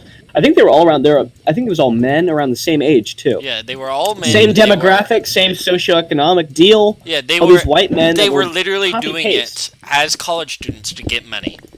That's most of the people in it were college students to get money, and the people who were put as wardens, literally just the fake authority figure that they had, gave them the thought process of like they were torturing these prisoners, even though they had done nothing wrong, but because they had the wrongly associated authority, where so they thought of themselves as better than those people, and that led to them being like, well, I'm better than them, so they were able to talk themselves into torturing them. It was so weird. Yes, because that wasn't overnight. That took a long time. Because at first, they said the prisoners didn't even go in their cells very often, play cards out in the lobby. Yeah. Oh, just kind of hung out. But not only that, but the prisoners had all the opportunity. Like, they were told you could leave whenever you wanted. And only one prisoner decided to leave. So, like, not only was the authority treating them that way, but the people who did not have the authority felt also treating it that way. Yeah. Almost felt like they were deserving of it. So it was so interesting, but they went against so many scientific guidelines where they weren't supposed to do this kind of stuff, but yeah, so like when you have the CIA secret government mind control experiments, all the ethics are like out of the water and stuff. They're like they actually like experiment on children a lot too, and like they just literally murder them, and they treat them like meat. It's horrible. Like there's actually survivors of MK Ultra like programs that are on YouTube and speaking out, and also logging their healing process, that were able to escape, miraculously and stuff. One individual, her name's Katie Groves, and she is from Texas, and she was actually born into an MK Ultra family. So like they're like her parents were part of the original MK Ultra experiment and stuff. And they forced her to participate in a child trafficking snuff ring, where basically it was really horrible. Like a lot of high ranking officials visited that place too, and it's like really horrible. And it's like that's why a lot of high ranking officials today are so scared about people speaking out the truth and suppressing the truth online because they know what they're trying to hide, and stuff like that. So basically, like, look up Katie Groves, and she has an amazing testimony. She's not Christian, but she definitely is a decent person, and very has a lot of very interesting insight into like what's actually going on with like the world system and behind the scenes these days. What I was going to say is, since you love, well, not love, but you're interested in government experimentation and stuff that's been going on a long time, do you like fictional stories that deal with that? Like, I don't know if you've ever seen Stranger Things, but I'm not too enamored with fictional stories like that. But I mean, I know that they're a product of something that's real, that's going on in the world. Because in Stranger Things, one of the characters, 11, was experimental. Well, her mother was a part of the program, and she was taken from her mother as a child because she had psychic abilities, and that kind of becomes a big thing within the show about kind of a MacGuffin of, she can use her power. And that's another thing that the CIA tries to do, is that they try to hide in plain sight by putting the subject matter in movies and stuff, to where it's like, when people start talking about it, it's like, you're just getting that from a movie, blah blah blah. Or, like, but when in fact, like, that stuff like that is really going on these days. Yeah. Oh yeah, and I wanted to announce real quick that I have mined over a stack of diamonds now from this mining trip. So so you know how you wanted to do the medieval village? Well, I'm going to start building houses around the. Yes, start building houses around it, because that's going to be the general layout. There's going to be a courtyard where the L thing is for the castle, and so like that will be more of like a garden place, but places around it, feel free to build. I'm gonna make a little farm shack. That's what I want to do. A little farmer, like a hobo, like the poorest of the poor in this little village would live. Sweet little guy. Did they ever update on the villager system, or is the interaction with them more intricate now? Yeah, it's far more intricate now, and it's really cool. Yeah, I prefer it over the old one, and villagers have specific jobs now. Like, there's farmer villagers, there's cleric, librarian. Well, I think they're actually scholar villagers, but anyway, like, there's a bunch of new things for villagers. Yeah, there's a cleric and a scholar. The cleric is the guy who works at the church. He's like the priest, and then you have the scholar, who's like a librarian. And in different biomes too, the village is different. It's a cool feature too. It's kind of interesting how Notch, who is Nordic, models villages kind of like how they might have been like in the Scandinavian regions. Yeah. So it's like you're walking around, it's like, oi, hi there, Hingedogen. But yeah, that's interesting. Now that I wonder if that's why, now that Mojang has bought out, they've bought it out a while ago, but now that they have rights to Minecraft and they're the ones in charge, so now villagers in different biomes have different, like the villagers look different, and the way they look is different too. It's a pretty interesting idea. I kind of dig it. They're like fishermen villagers so there's now. Different versions of villagers now. Yeah, they're all like villagers, but like the clothes they wear look different, type stuff, you know. Like, there's differences in cultures from one village to another. Like, there's nothing. Like that, right? The only real difference is the culture, like the way they look. That's interesting.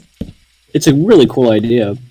And like the ones in the tundra tend to have more blacksmiths, and then the ones that are like in the desert tend to have more clerics. Yeah, kind of like Skyrim. Yeah, I adore Skyrim. It's one of my favorite games. Period. It's probably next to Minecraft, like, or the Crash Bandicoot games. It's probably got to be like my most period. Oh, or Gary's a lot. Skyrim is one of those I always can come back to. Yeah, I remember putting so much time into Skyrim. It's definitely that. It's a fun game, and it's good to time into. It's an Sorry, go on. it's an interesting, like, there aren't many games like it, and as somebody who loves stuff like Dungeons and Dragons and all Questy these, Westy game. yeah, those kind of games where like it's a group of people in the medieval world, like, and they are going on a quest together. I always loved that kind of concept. Yeah, Yeah, go ahead. it's like a D&D kind of thing. Yeah, Yeah. That's why I loved Adventure Time. Was that kind of like the storytelling was almost felt kind of improvised. They said, at least Pendleton Ward said, he goes, a lot of what drew him to making a series like that was playing D&D with his friends and like characters they would were really funny and would talk like how instead of the characters like how people talk nowadays, and they thought that was really funny. And that's one of the main things in the show is they don't have a medieval accent or sounding different. They just kind of talk how people talk. I bet you $150 that the people who came up with Guardians of the Galaxies came up with it from a D&D campaign. probably. You realize it existed in like the 80s, right? Yeah. Comics. Yeah. Well, Guardians so of the did Galaxy. Dungeons and Dragons. So did That is true. That is true. I'll give him that.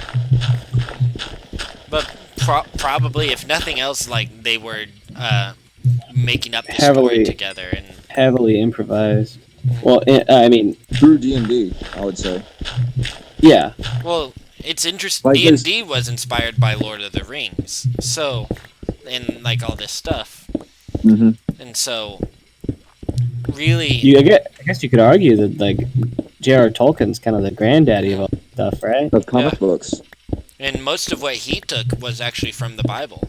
So it's a weird little loop like that, Especially since a lot of people have a problem. It's weird since a lot of people have a problem with stuff like D&D, but really, in a weird sense, it comes from the Bible. Kind of Yeah, it's a story. I mean, like the storytelling elements and stuff, come from the strong. Like every human being, like we are created by the human by God. We're created by God. In His image. So that we naturally resonate resonate with the truth. And the narratives that the truth produce. And reveal to us. As human beings and stuff like that. So it's like any story that is well grounded in biblical truth automatically has resonance with the public. Like look at Jesus' parables. And you could like apply that in your own parables and stuff, and people would resonate. Yeah, with that. Jesus' parables are so timeless. He was such a good storyteller. I love. The one I was reading a book the other day called God and Hamilton, which kind of talks spiritual, the Broadway musical Hamilton. And in that book they mentioned the parable of the prodigal son, which I adore. It's probably my favorite because I think it's the most relatable. A lot of us, a lot of us either feel like we are the prodigal son or we are the other son. Like, yeah, you could find something that you apply to your own life. Yeah, and for me, a lot of times I feel like the prodigal son, and it was very cathartic, to read that and go, not necessarily that that's okay, but like, this is a shared thing. Yeah. A lot of people, have times in their life where they feel like the prodigal son. Because I even for a minute said, I don't know if you've ever heard me describe myself that way, but I'll be like, Brady Day, the Goblin King, the prodigal son, nickname after nickname. That's one of the nicknames is the prodigal son. It's actually that nickname is a reference to Iron Man 3, but it's what he calls the stupid Mark 43 armor that I love because it keeps Mark 42. You're right, because it keeps messing up, so he calls it so when it comes back, prodigal son returns. Yeah, so like I think it's like with Jesus speaking in parables, he established a storytelling tradition for the church to where. Ever since then, all forms of literature have been in the West have been extensions of the tradition of parable telling. Well, like that ultimately, like we were talking about earlier with the Marvel class, that ultimately is what Marvel movies and this kind of modern storytelling stuff is all about. Is most of them are in a sense like lesser parables, where like you're using the like framework of a story so that the morals and stuff like that will And the speak basic even framework harder. of humanity too. Yeah. Like the morals behind it will speak even more into their life because it's in a story, and people are Right, that just they more can receptive they can to that. relate to, yeah. And that's one thing I love about stage performing is that's definitely ever present, and the stuff I've done. So Yeah. is that connection and finding that humanity and finding the truth within a work of fiction you're a part of is really great. And having written stuff before, I've written 2 plays now, which is crazy to think about. I don't really look at them. I want to write other stuff more. I just don't get around to it very often. But it's interesting to see like what is backlogged inside my head, like what themes I'm attracted to, or archetypes. Yeah. I'm attracted to, and what. I don't know. It kind of, when you write, and I think Boris, you've written enough to understand this too. When you write, you kind of accidentally pick your brain. You go, "Oh, I didn't know that was in there," and you go, "Well, at least I know now." Like that, this idea. Like for me, a lot of times, I lost my grandpa when I was a kid, so there's a lot of surrogate grandpa figures within my stories. Yeah. Like the first book I tried to write. There's this wizard called Grandfather who's so old that no one knows what his name is anymore. They just call him Grandfather. And he is taking care of this young girl who one of the lead characters meets. So he's like this wise wizard grandfather. And he was going to die at the end of the first book. Kind of in a Star Warsy way. Just be like, done. Because he was seen as like he was kind of a...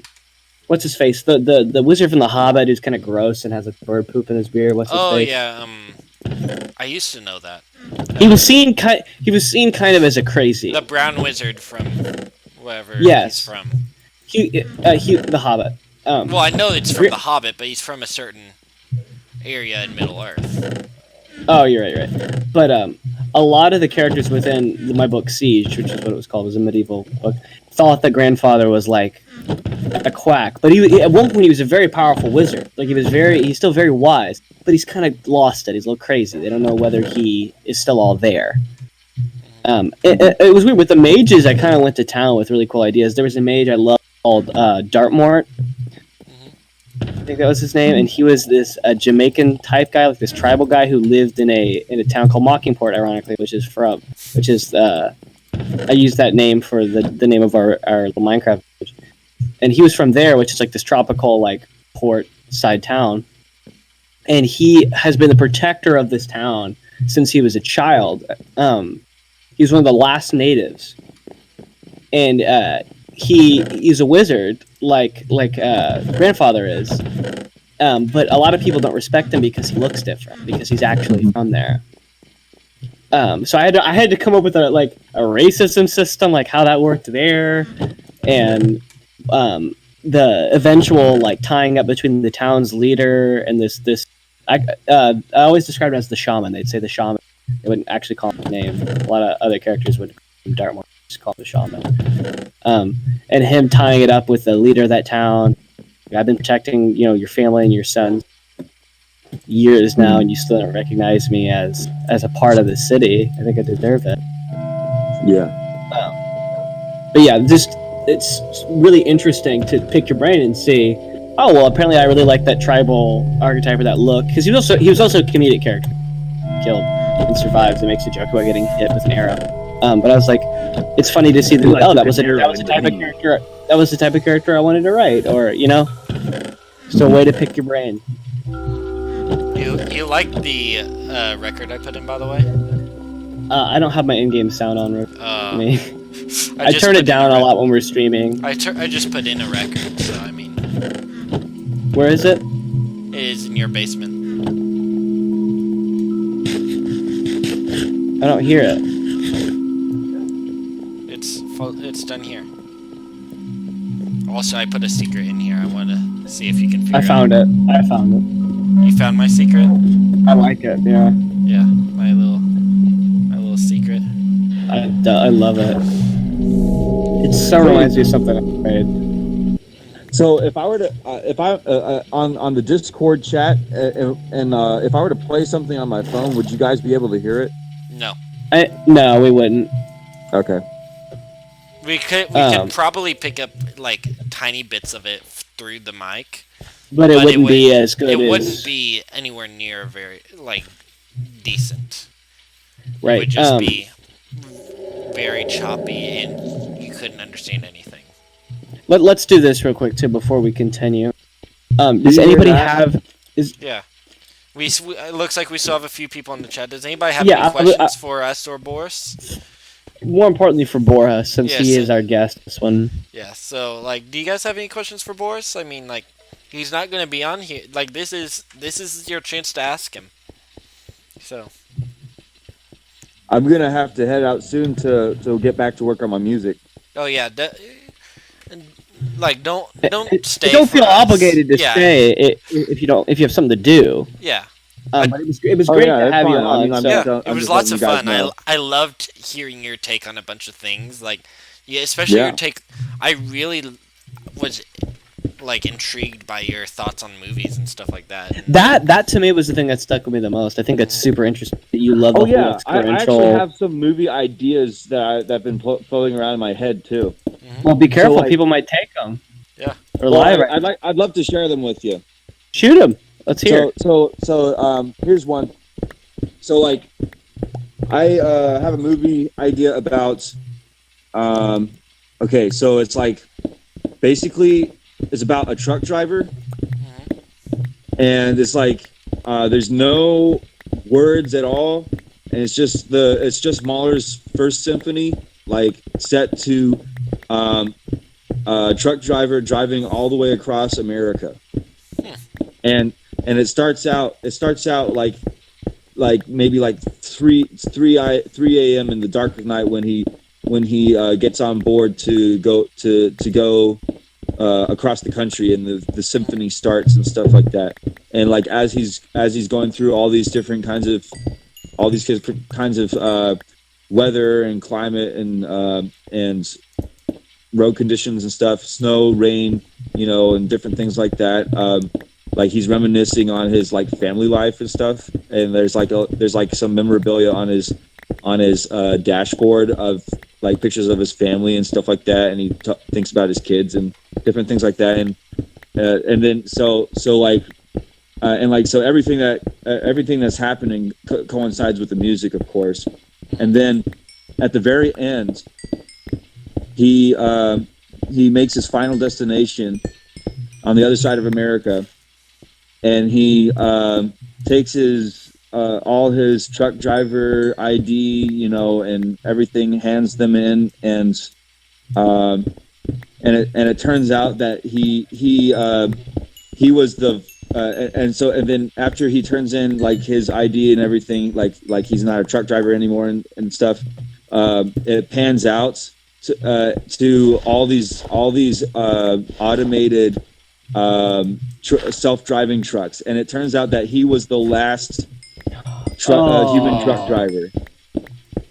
That's heartbreaking. Yeah, that would be a really interesting little short film. Yeah, that could be that's 20 to 30 minutes easy. Yeah. And then it could have very little dialogue in it, and maybe say, or maybe when he turns in, maybe it's the first time we've heard him speak ever.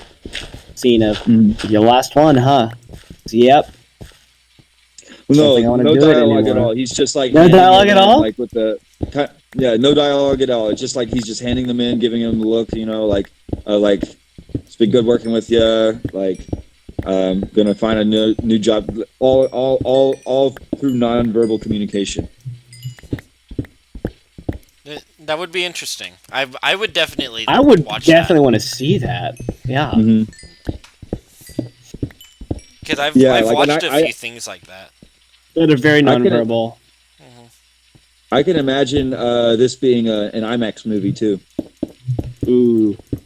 I mean, if it's got a lot of the problem is they probably wouldn't accept a movie that didn't have any dialogue nowadays for IMAX, but you never know. Well, like the technology these days, like we can, I can theoretically just make my own IMAX. I would say, like find a way to do that, and you could format and also like, and also to. And also, I think people are actually a lot more open-minded these days, especially smaller companies. You know, IMAX doesn't seem to be as big as like other big Hollywood kinds of things, endeavors. You know, so I mean, like IMAX, I think may still be big, but it's like it's not as prevalent of a name. You know, you don't hear about it every day. You know. Yeah, it's right, and a lot of these companies nowadays too are really into seeming. Like the personal idea of it, like, oh, if we're close with this one person, you know, it makes the public as a whole feel closer to the company. Then, so I could see them do that not only because they're interested in the project, but as kind of a publicity thing. Yeah, and another thing is like IMAX movies tend to be less mainstream in the first place. Mm-hmm. Well, also you have to remember that every like mainstream movies, like all the Harry Potters, all the Marvel movies, all Disney movies IMAX release. are getting IMAX releases because people enjoy like, going to IMAX.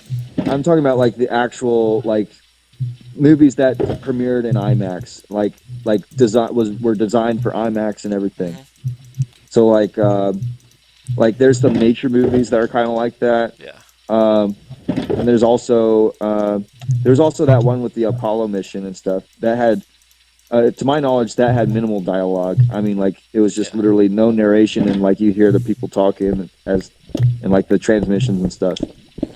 So yeah, stuff like that, you know, was IMAX worthy. Yeah, I would definitely watch it no matter what. I definitely would watch it. That's such an interesting idea. I'm interested to see what critics of it would say. You know, what they would go after, because I am very much in the interest of I love the movie critic community. So I think it's so interesting to me how much people are taking that. You know what I mean? Seriously, when it's really just someone's taste. You know, like if someone like say didn't like red meat, like you're not going to. I don't know, go, okay, I'm not eating red meat, but with movies, it's funny. That's also taste. People don't realize that. Like, so the good thing about critics, though, is that, like, now that we know this person's taste, okay, they don't like, for example, they don't like DC Cinematic Universe movies. They just don't like the direction. They think tacky. Well, now I know what type, that's a type of movie that person doesn't go. So they're going to review that lower than they would any other movie, like than a similar type of movie. Yeah. Okay, I know that. I know that taste about them. Or I know they don't like that. Most of the mainstream movie critics are not paid behind the scenes. Yeah. Oh, a lot of them are nowadays. Yeah, but like in a sense, this movie if sucks. You are 5 out of 5. If you are rating movies, it's like sure, it's one thing to say like The Room is a bad movie, but then there's also people who love The Room so much that they would say it's their favorite movie. But it's objectively a bad movie. But when it comes to criticism, it's not about objectivity. It's about subjectivity because it's taste. And like, I think that a lot of people forget to acknowledge the context, the character of the context behind like what makes people expect what a good movie and a bad movie is in the first place. Yeah. Because a lot of the stuff I would consider, to be a bad movie isn't even necessarily story. It's more of technical things. The more I've gotten into film, the more I've gone, well, that shot looks off, or why did they ADR that line in, or this is the best take they had of this line, or it just kind of becomes more about the technicality of it, the editing aspect, because that also lends to the storytelling. People don't realize how much storytelling goes along with editing. That's super important. Yeah, as I've always loved like the editing aspect of movies and games, and well, not games, of movies and videos, because like editing, man, you can do it's so much with it. Like beyond it's its own just, art form. Yeah, it is. I agree. Beyond just the whole like adding special effects, even like when to cut, the type of audio levels, the type of like color grading you add changes everything about the movie. And so like simple things like that you wouldn't think mean anything, but it changes how you see the movie just by stuff like color or stuff like when a scene is like cut. Exactly. Because like some of my favorite like funny gags I see in movies are stuff where like it's timing. Timing especially, but like my favorite running gag in movies and stuff is the freeze frame that isn't a freeze frame.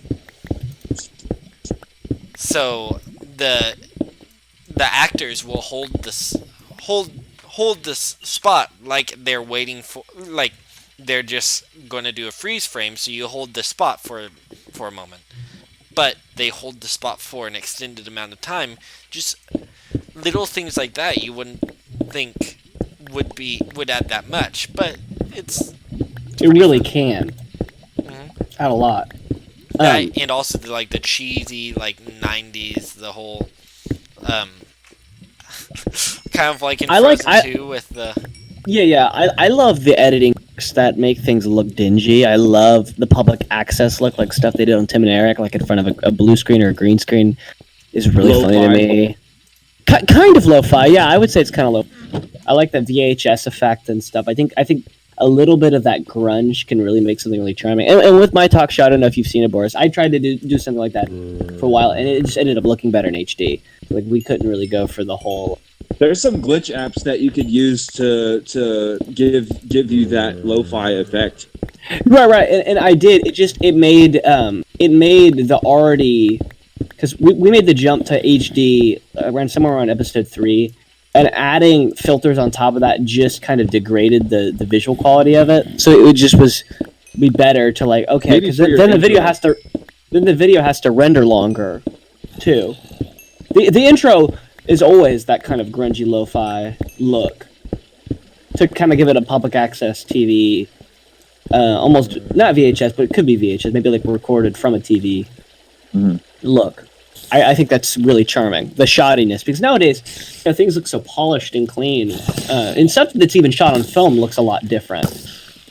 Who is this creature? I have no clue.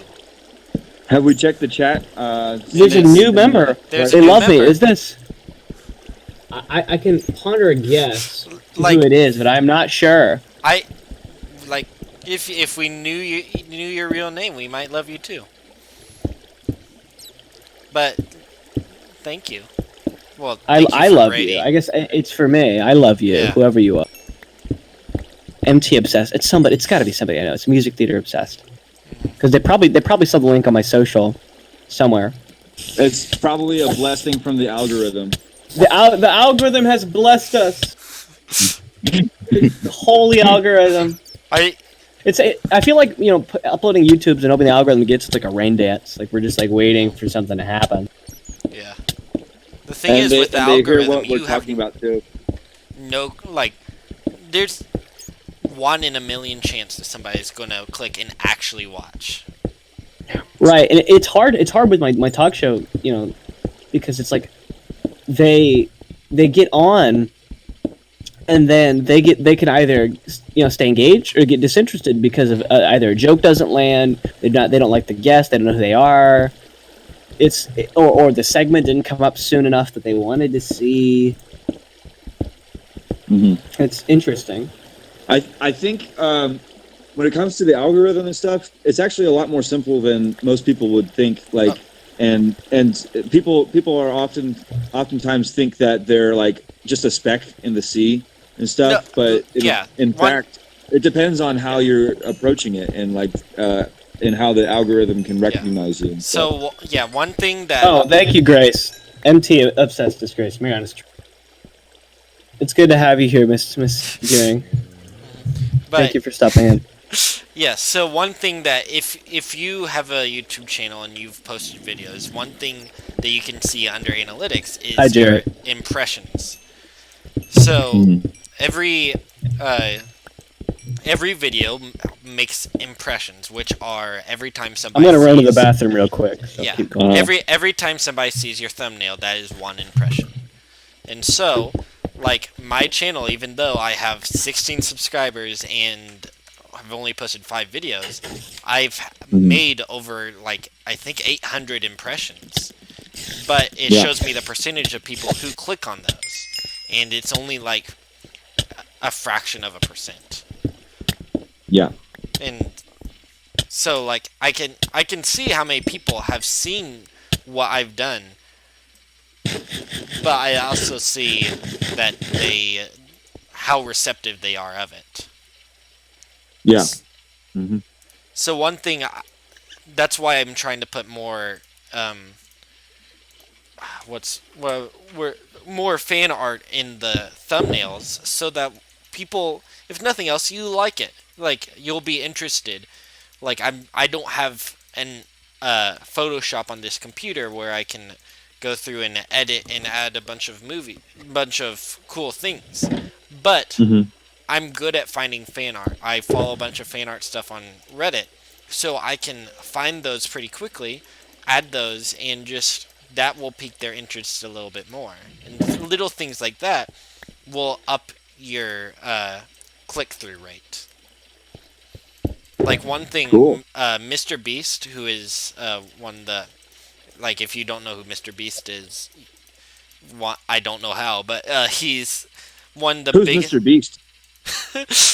Is that honest, or is it?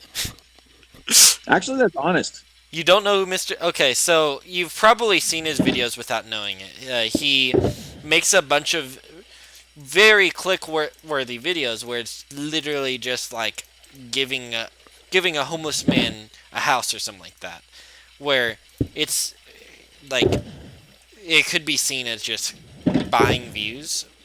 But anyways, one thing he really does, clickbait. But he honestly does all that stuff. It's not like he says it and then doesn't actually do it.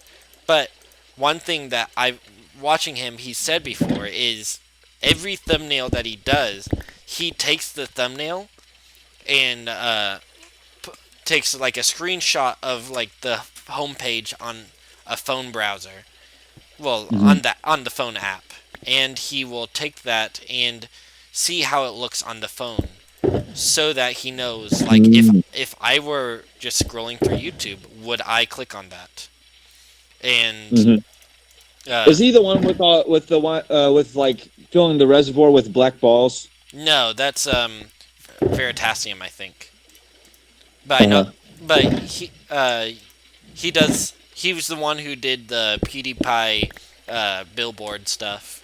He's done a lot of stuff where he just literally gives away a bunch of money to people.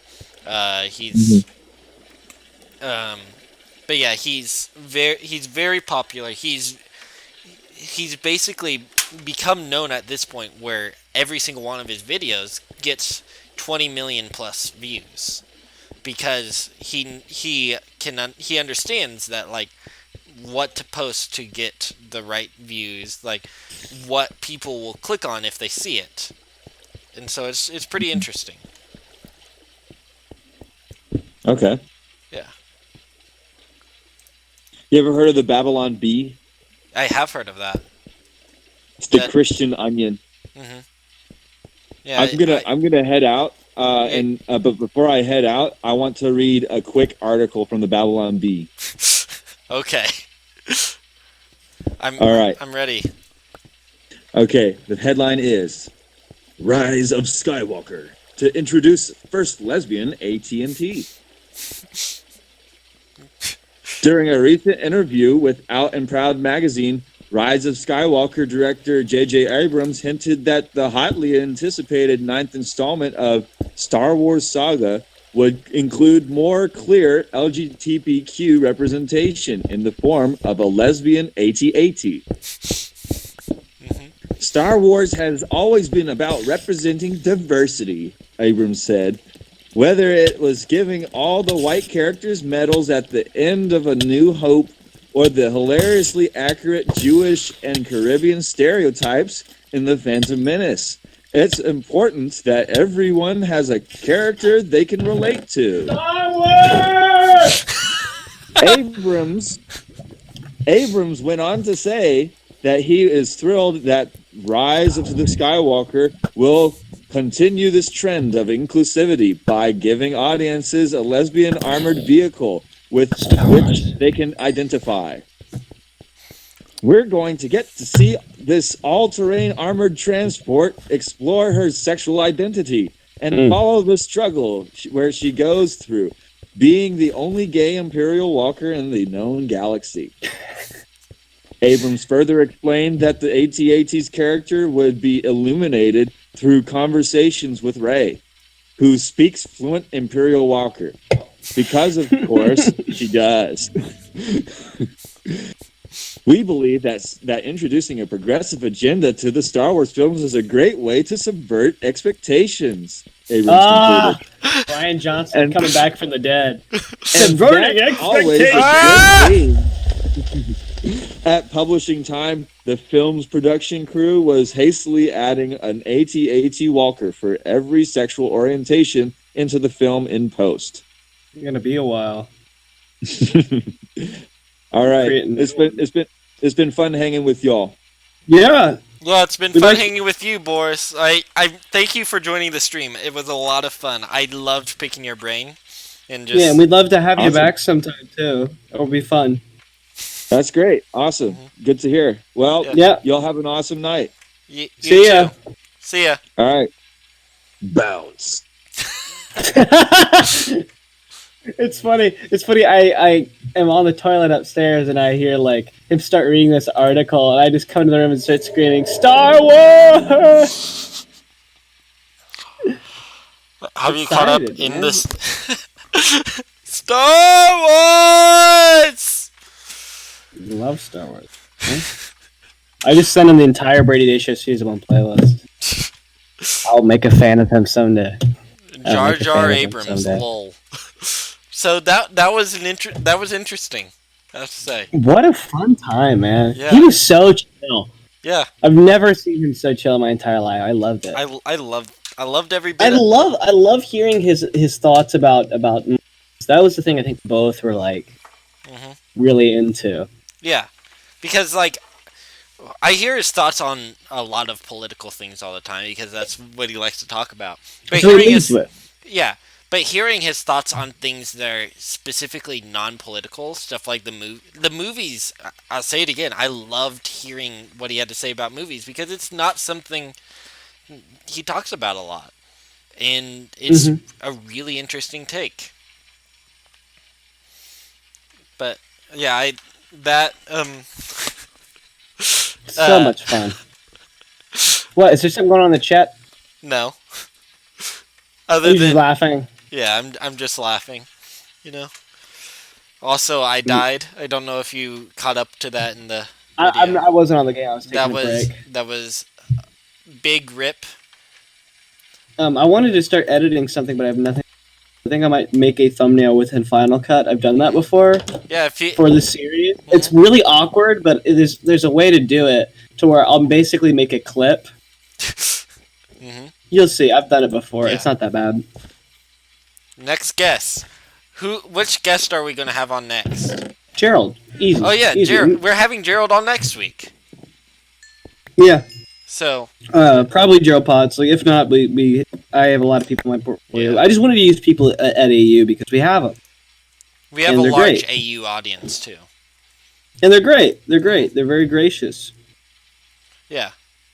I adore some of the people that are here at AU, and that's why and it's easier to be able, because I can see them physically before I just talk to them about it beforehand. Yeah, I still want some Brady Day Show old guard on here. I'd like to have EP on at some point. Oh yeah, we definitely need to have EP on. I still have yet to have a full-on conversation with EP. I think I've met him before, but that's the furthest it's gone. Yeah, he is one of the most interesting human beings on the planet. Which I've probably said once, and I'll say again. But yeah, he's a gift that keeps on giving. He's a very interesting guy. Trying to find what's the best look. There's all these awkward presets. Yeah. Also, for those of you in the chat, what other games other than Minecraft would you like us to play? Because we're thinking of spreading it out a little bit, playing different things. We have a few games in mind to play, but yeah, what would you guys like? Because you're the people who are obviously watching. So yeah, heard most student. Wow. Okay, Jarrett, you did not have to pull that kind of stuff. That's low. I don't really care. We have some love in the chat for Gerald, and yeah, that's great. She loves Gerald. Yeah, but who doesn't? Well, yeah. If you scroll up in the live chat, you can see Gerald was on earlier, and he Gerald stopped in, which was much appreciated. Especially since he was busy with Encore tonight. I'm surprised he. Let's do it. Just give me a basic one. I'll make it 3D.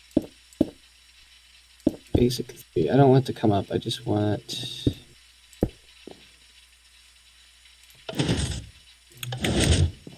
Do you guys play Death Stranding? We can't run Death Stranding, you doofus. You play Death Stranding. Yeah. I mean, wait, it's on PlayStation. We could probably. If you want me to buy Death Stranding to stream it on PlayStation? Yeah, it's for the stream, Brady. It's for professional purposes. It's not a selfish buy whatsoever. Yeah, I'd rather do God of War. Are you kidding me? Yeah. If we made or Hitman, I'd love the Hitman series to do the Hitman 2 or something. If we made money, if we made money on the stream, we could actually take it off in our taxes. I didn't know that. Is it seen as a public service? No, we're doing a public service. It's things you bought for. It's for your income. So that's something that gamers on YouTube, they get tax write-offs for the games they buy.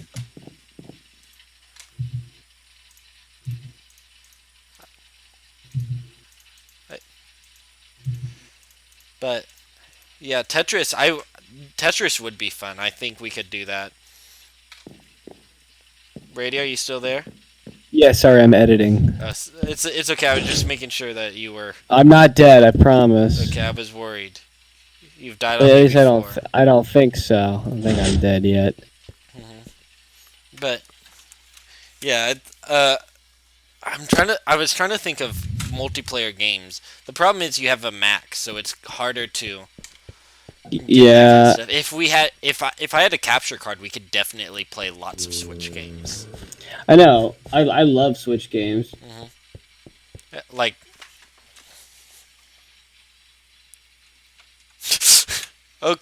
Okay, cheeky lettuce. You know what? Let's try a different approach here then. I like that though. I like that a lot. I found a big old sweeping cursive font in white that looks. Let's see if I can put a gradient behind it instead. Yeah, it looks really cheesy. And then I'll change the color of the gradient. Maybe put some TV static on top of it because I know. Bingo. It's funny. Boris is now spamming the Discord, making all these memes.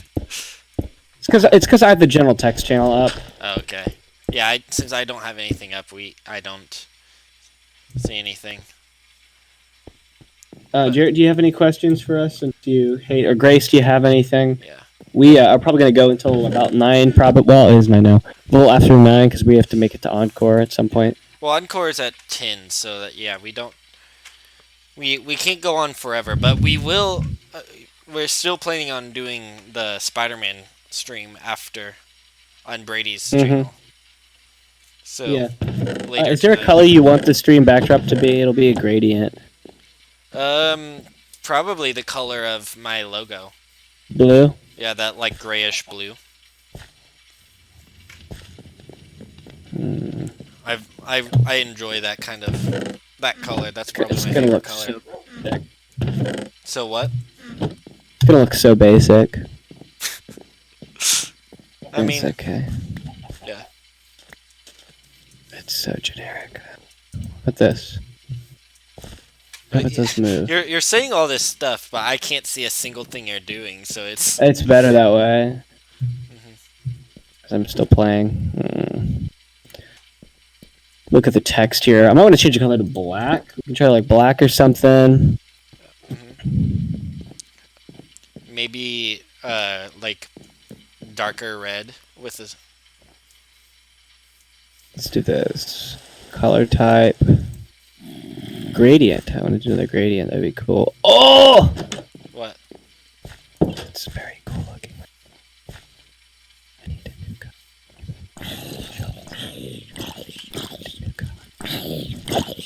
I don't want to color.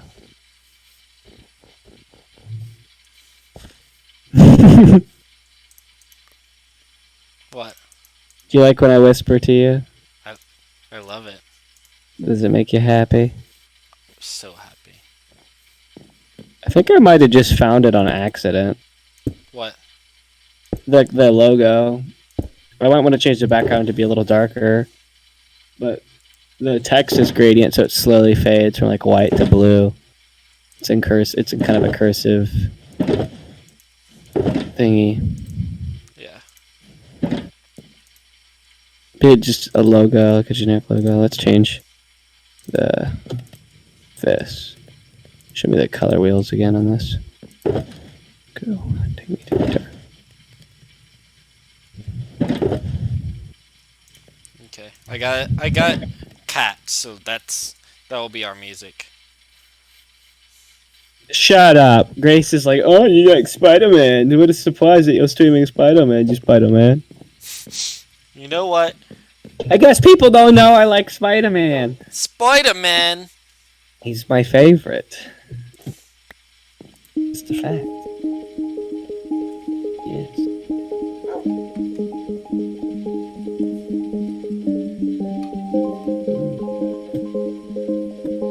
Give me like a... What's your channel logo look like again? Is a smiley face, but the mouth is a fish.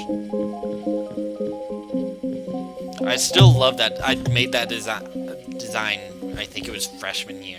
Trying to match by eye. It's like cyan. You said gray. It's more of a green almost. Yeah, it's almost the cyan terracotta color from the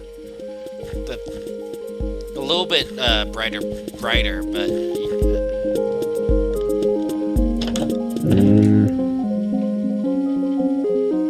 I can find the cyan terracotta. I probably have it.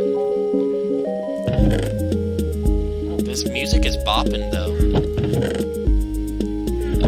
Everybody's favorite is always Cat. Cat is awesome.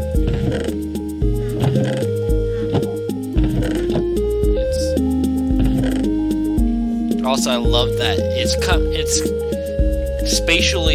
spatially recognizing it in my headphones. So Jared's making fun of me. Jared? He asked why they call me Pinchy. Why do they call you Pinchy? Because that's what I am. Never mind. I like this blue better. Screw your blue. Go ahead. I don't mind that much. It's like very papa, like sky blue. All right, let's add some filters to this stuff now. Some what is it called? Generators. Show me. It's transitions. Give me.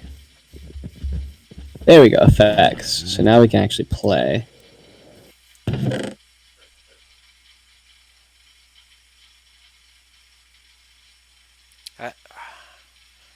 can't remember where I put the cyan terracotta. Oh, here it is.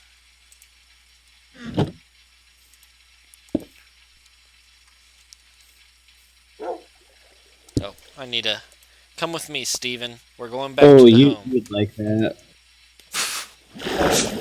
You would love that. Mm-hmm.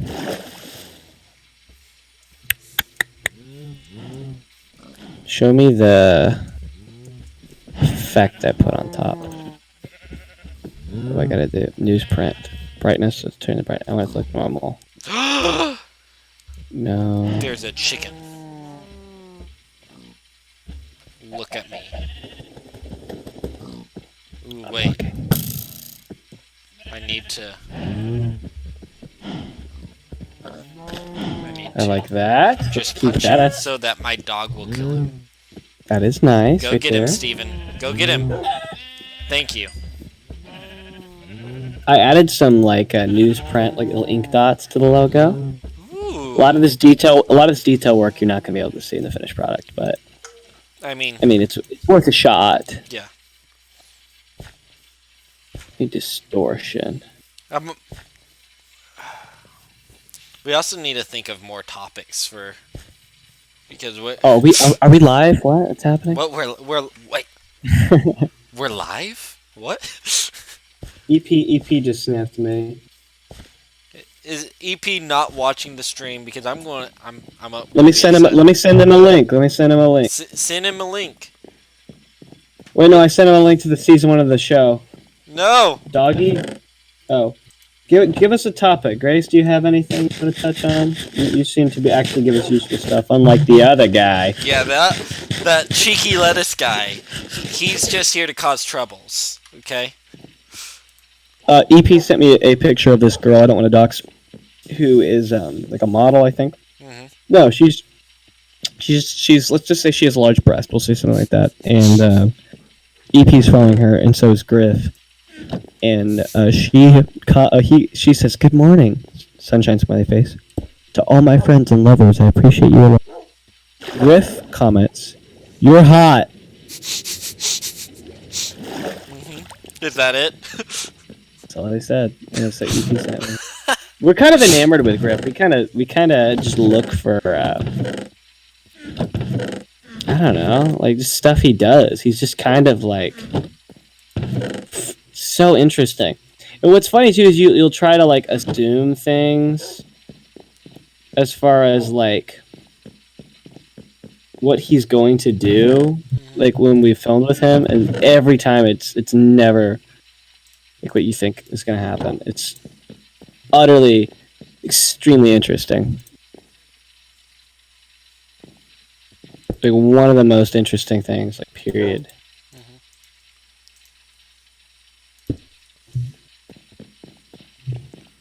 Good. Yeah, he is a good boy. That's my Steven for you.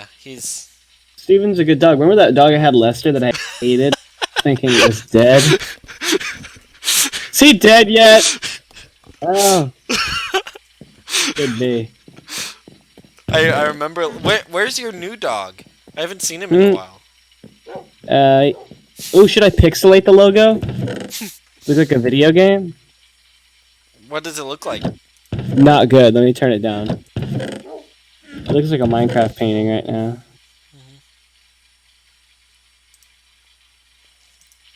Yeah, it looks kind of tacky. If I go all the way, you can't even recognize.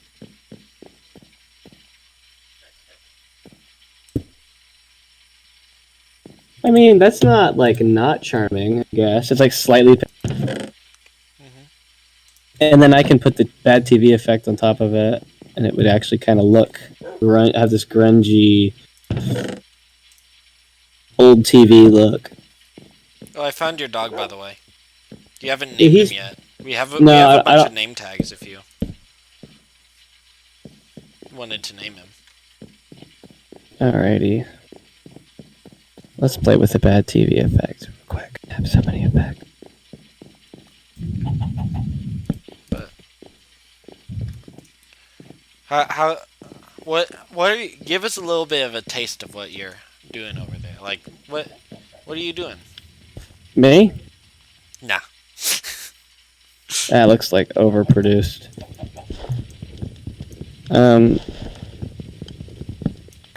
I mean, I put the text on a background, and I'm just changing the font and different ideas with. It's like a blue. We have a new quote. Utterly, extremely interesting. Did I say that? I think you did. I don't remember saying it. But yeah, I think it's actually kind of good. Grace put it in the chat. Utterly, extremely interesting. That is so something I would say. Interesting. But I think I've just grown numb to that kind of stuff because that's all you ever say is stupid stuff like that. Utterly, extremely interesting. That's what it is. It's true. True.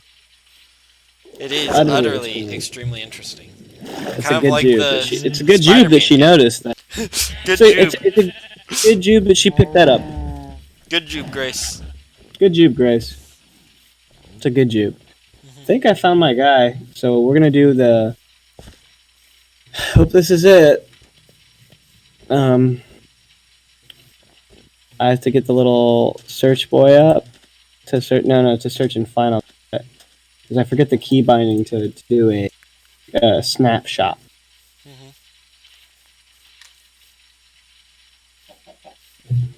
Snapshot. How the HEL. I don't remember. I made stuff. I'm just admiring my work with torture. That's utterly extremely interesting. Utterly extremely interesting.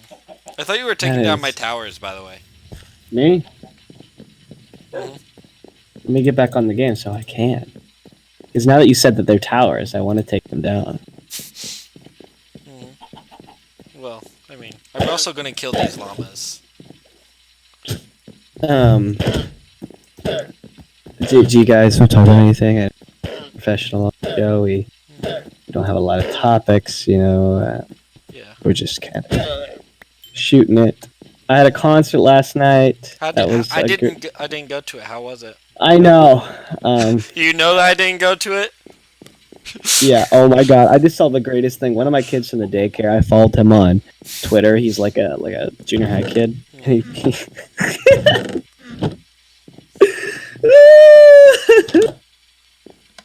This is going in the Discord. This needs to be the new profile picture. So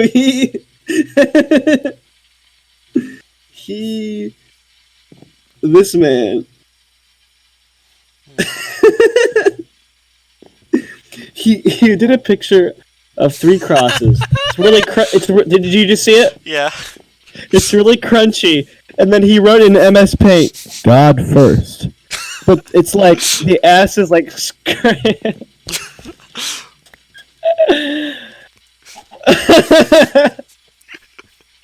The thing is, I see like adult women posting that kind of stuff. It's like a Facebook mom going, "God first." Yeah. What should I name my dog? Let's start asking people in the chat. What the HELL should I name my dog? Yeah. I think we still have Jack, right? Because we're at 5 without me. Jack did come back. Jack, are you still there? I think Jack's still here. No, he said bye because his thing died. Then we have 5 people not counting. This is good. Bye, Grace. We'll miss you. Bye, Grace. Have you on for a little bit. Please stop in some other time. We're going to be streaming this week for Before finals. you leave, be sure to subscribe. We'll be streaming more often, and you'll get to subscribe. Hit that MFing bell, pal. You'll get to see Gerald too. Jerry Bear will be on next week. Yeah, maybe we'll play the the fan favorite game, Jared or Gerald. Oh, that's a good one. Yeah, we might play that game with Gerald and see if he can tell if it's Jared or Gerald. Classic game. But bye. Thank you for watching. It was lots of fun. Did he say Jared or Gerald? I can't tell you. And it has to be mid conversation and like just stop after the conversation and say, "Did I say Jarrett or Gerald?" Gerald. And so like We're gonna he's not expecting it, because that is another thing, is when I wasn't expecting it, like since the end of the syllable was being like cut off, I couldn't. I It's probably honestly going to be couldn't much tell. easier with this good mic. Yeah, not in your janky phone mic. Sure.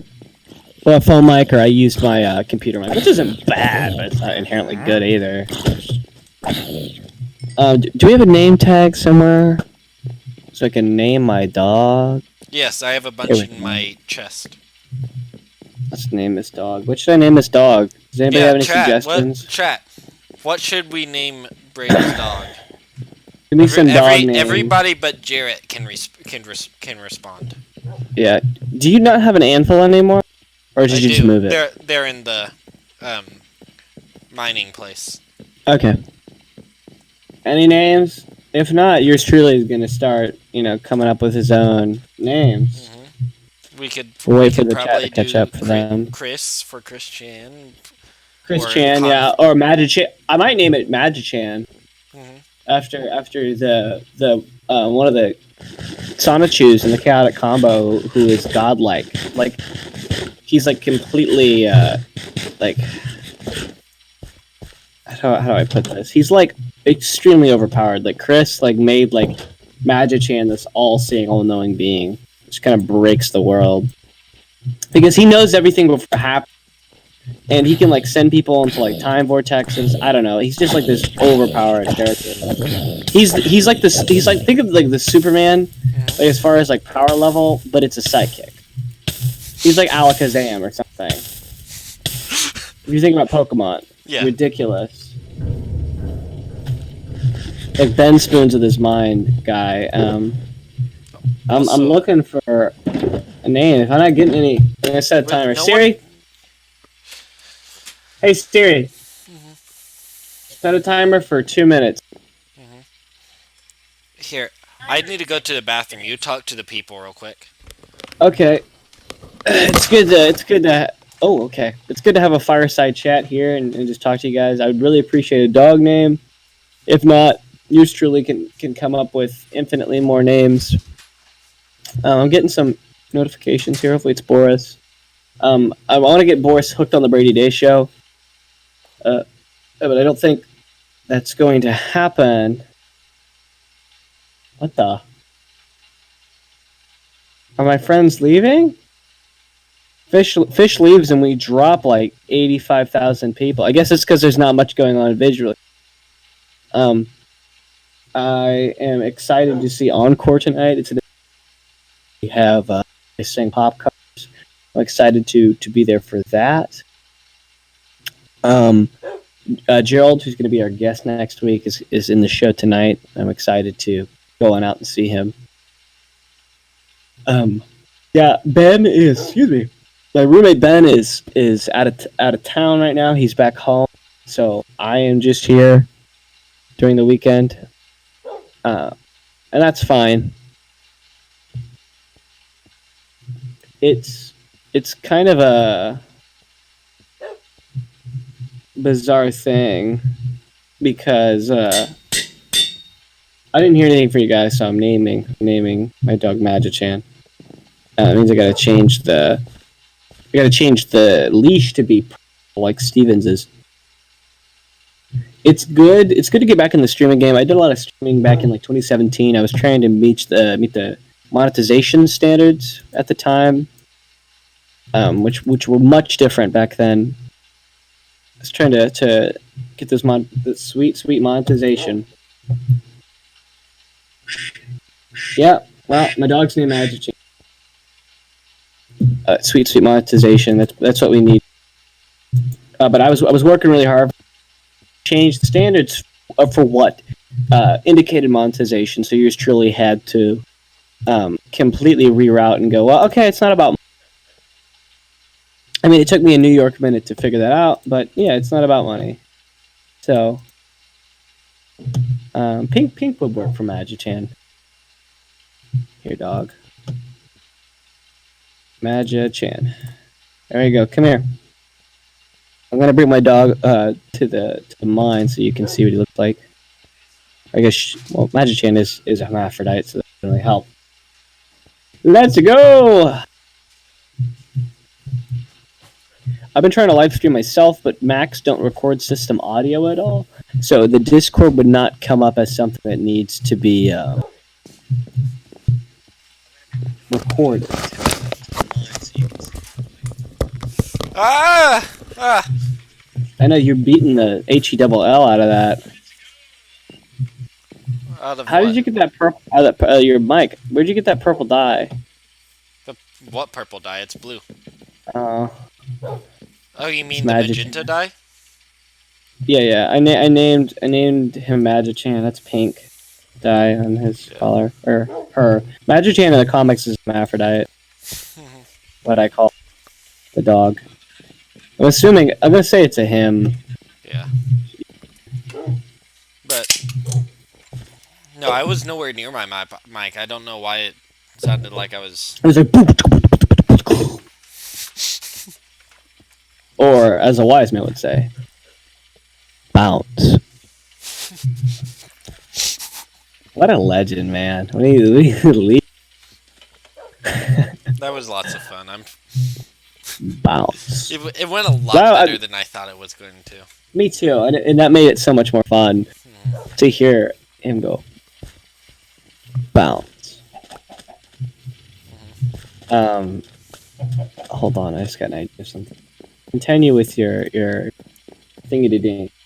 I'm gonna while we still just do some chores in game. I'm gonna see if maybe I could read off the quickie or find something comical to read. We could always go to the thing that Boris was talking about. What is it called? The AI story generator. But story generator. Interesting. We could come up with weird because it's something where you type in a prompt to start with, and then it will create a story about that. Hold on, this is cool. Talk to Transformer. What? It's a you just write a custom prompt, and the neural network will guess what's coming next. I love you. Complete text. I love you. Oh my god. It's writing a monologue. This is terrifying. I love you. That's a very important thing.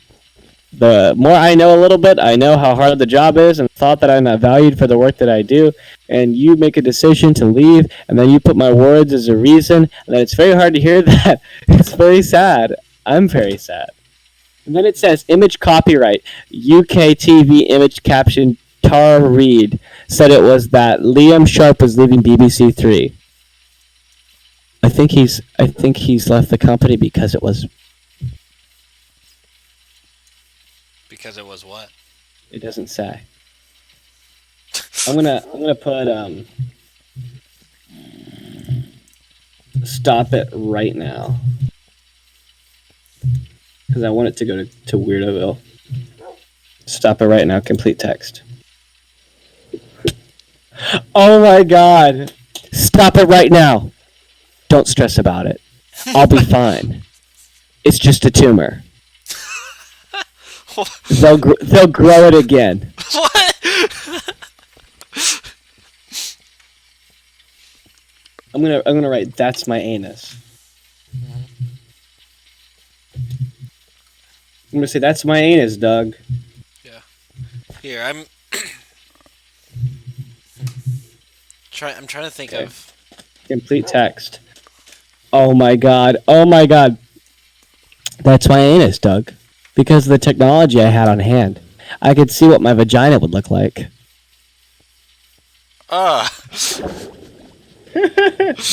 technology I had on hand. Because of the technology I had on hand. That is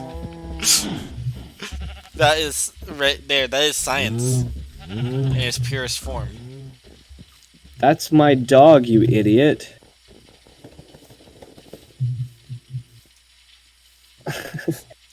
Complete text.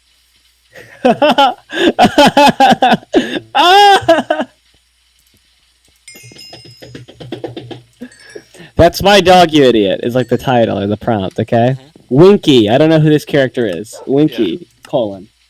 Whoa! There is a dog with a bone in my hand! It's real. I get better every day, you bitch. Here you go. You get down from there, or I'm gonna grab that dog by the neck and throw it into the fire!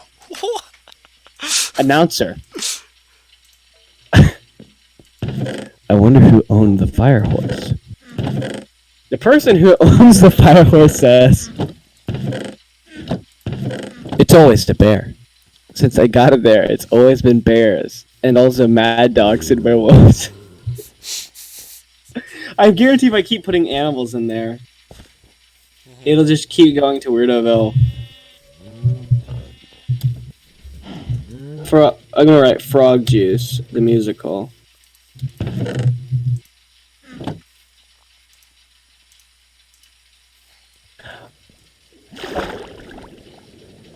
What is happening? Gum cuff or fizzy drink? Smoked fish. Porcupine games. Theater questions. Classic or modern? How well will they act on stage? Get your answer with this quiz from the stage. What's the best musical act of all time? The scene animated version of the quiz for the available personal and or non-commercial use. Click. That's it. Wow. Give me something. Bears eating pineapples.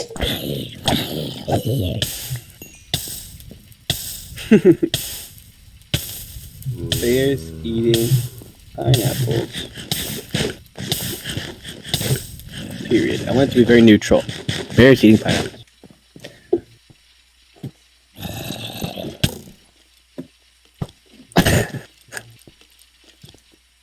Oh my gosh. You ready? Bears eating pineapples.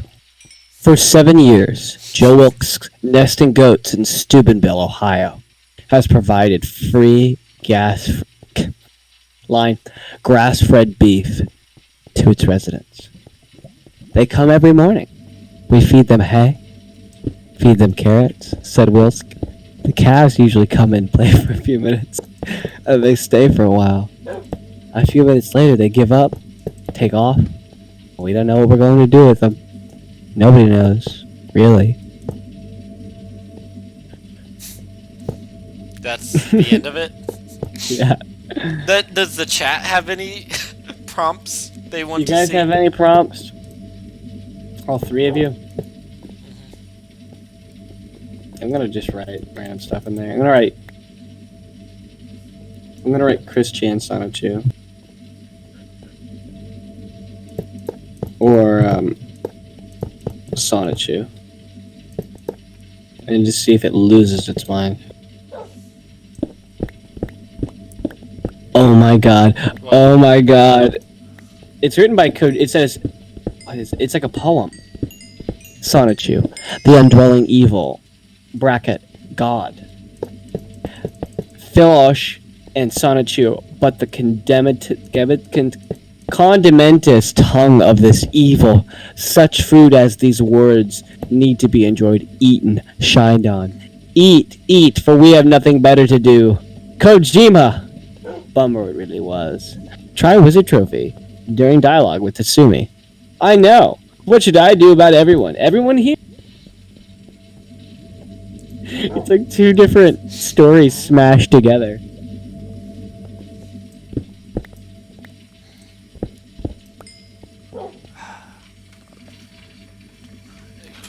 Good jube. Stop. Good jube.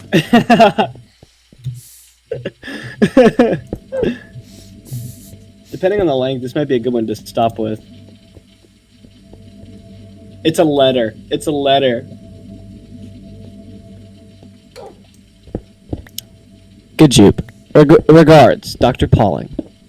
Well, I wish I'd paid him back, but I've only done 1,500s myself. But I'll bet you no one... What? but I'll bet you no one other than the guy in the morning bothered to do the rest. I'm using a real AGT. I get top end from one major tech organization. Misspelled, by the way. Jim. It appears so. It's not a good quality trial, but you get the idea. How does a person have to be put to our test to get exposed in the public? When? These are so weird. I'm gonna say, I'm not your boyfriend. I'm not your boyfriend. Are you getting that from Chowder? Yep. I'm not your boyfriend. I'm not your boyfriend. I'm not your boyfriend. This is terrifying. It ends really well. I'm not your boyfriend. So sorry. I'm kind of embarrassed to be your boyfriend. You know what? Screw it. I'm going to move in with my parents. Because right now, they don't love me. Which is sort of awful and mean-spirited of me. Wait! Why does anyone want to move in with their parents? I can't go out anymore. I can't go out with anyone. Oh. Well, then I guess I can't go out at all. Fine. It's like a monologue. It's like a really awful... I read it. Mm-hmm. That's, I'm trying to think of another one. I'm gonna write my husband's husband.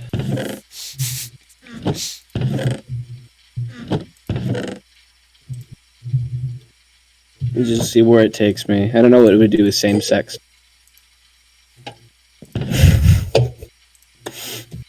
This is nonsense.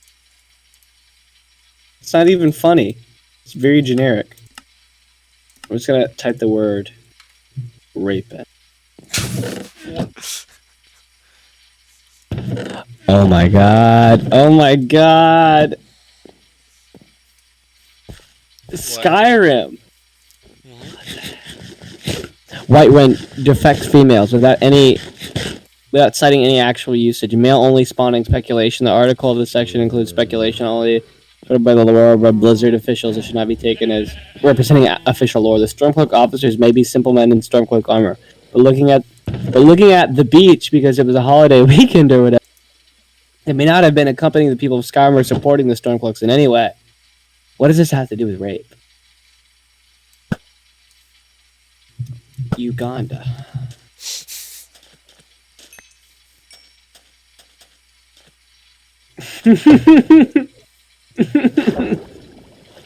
It's just a bunch of different countries. Uganda. Togo. Tokelau. Tuvalu. Uganda. Turkmenistan. Uzbekistan. Vanuatu. Venezuela. Zambia. Zimbabwe. Date and location of the event: 1/3/2017. Present. Use your email during the format.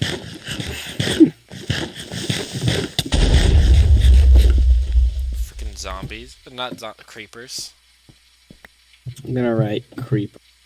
Creeper. Oh man. Let's see where it takes us.